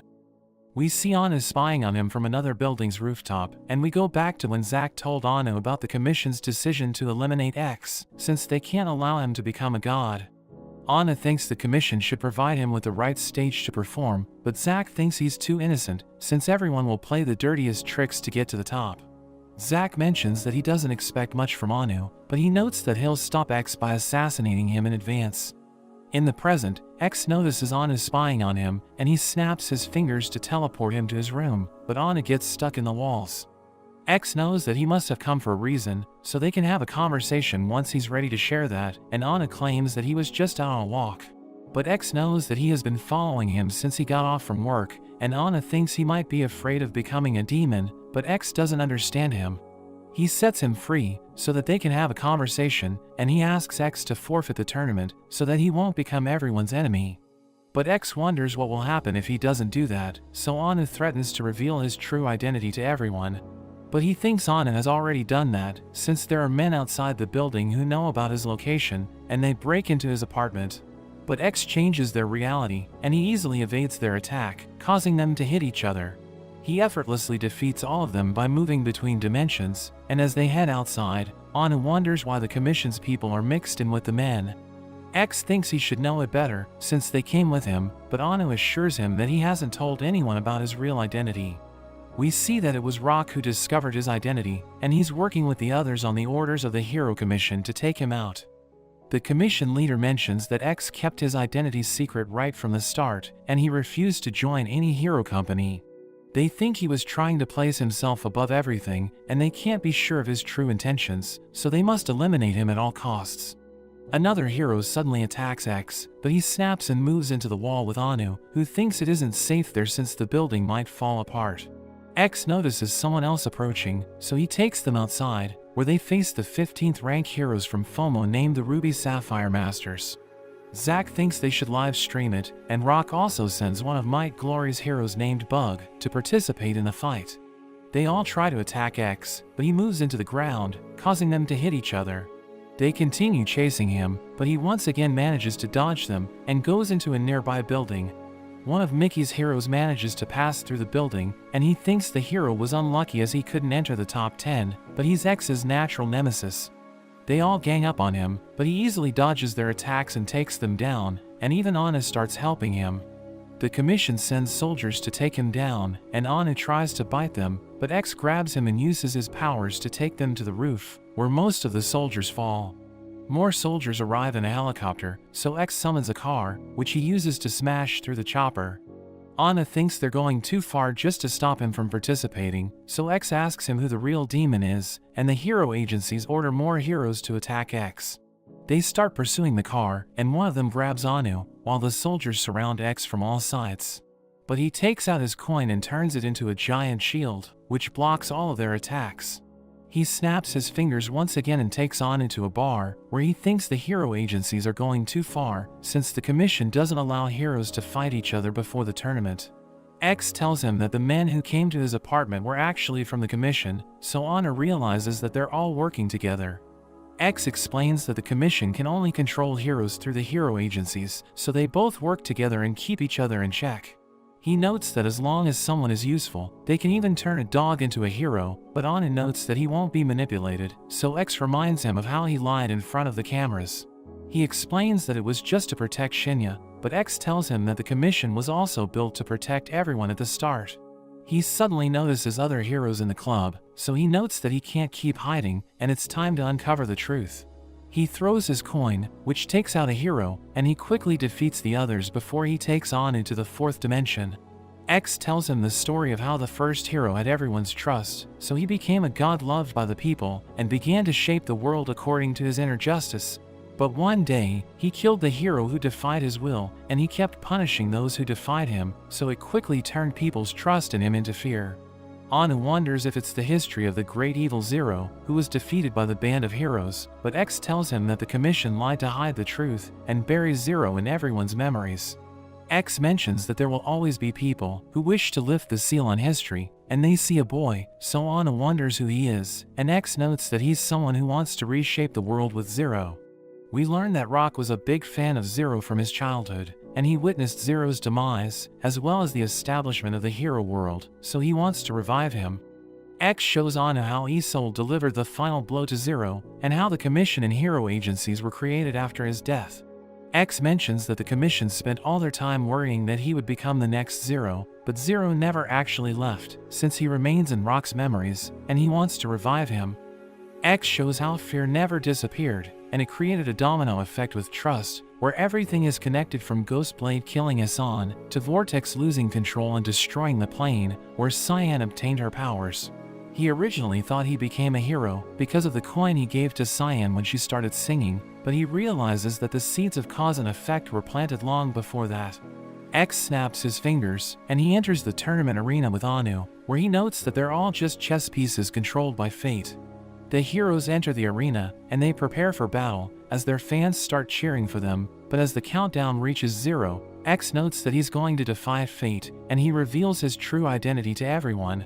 But that's where this video ends. Remember to like and subscribe to the channel. Thanks for watching, and I'll see you next time.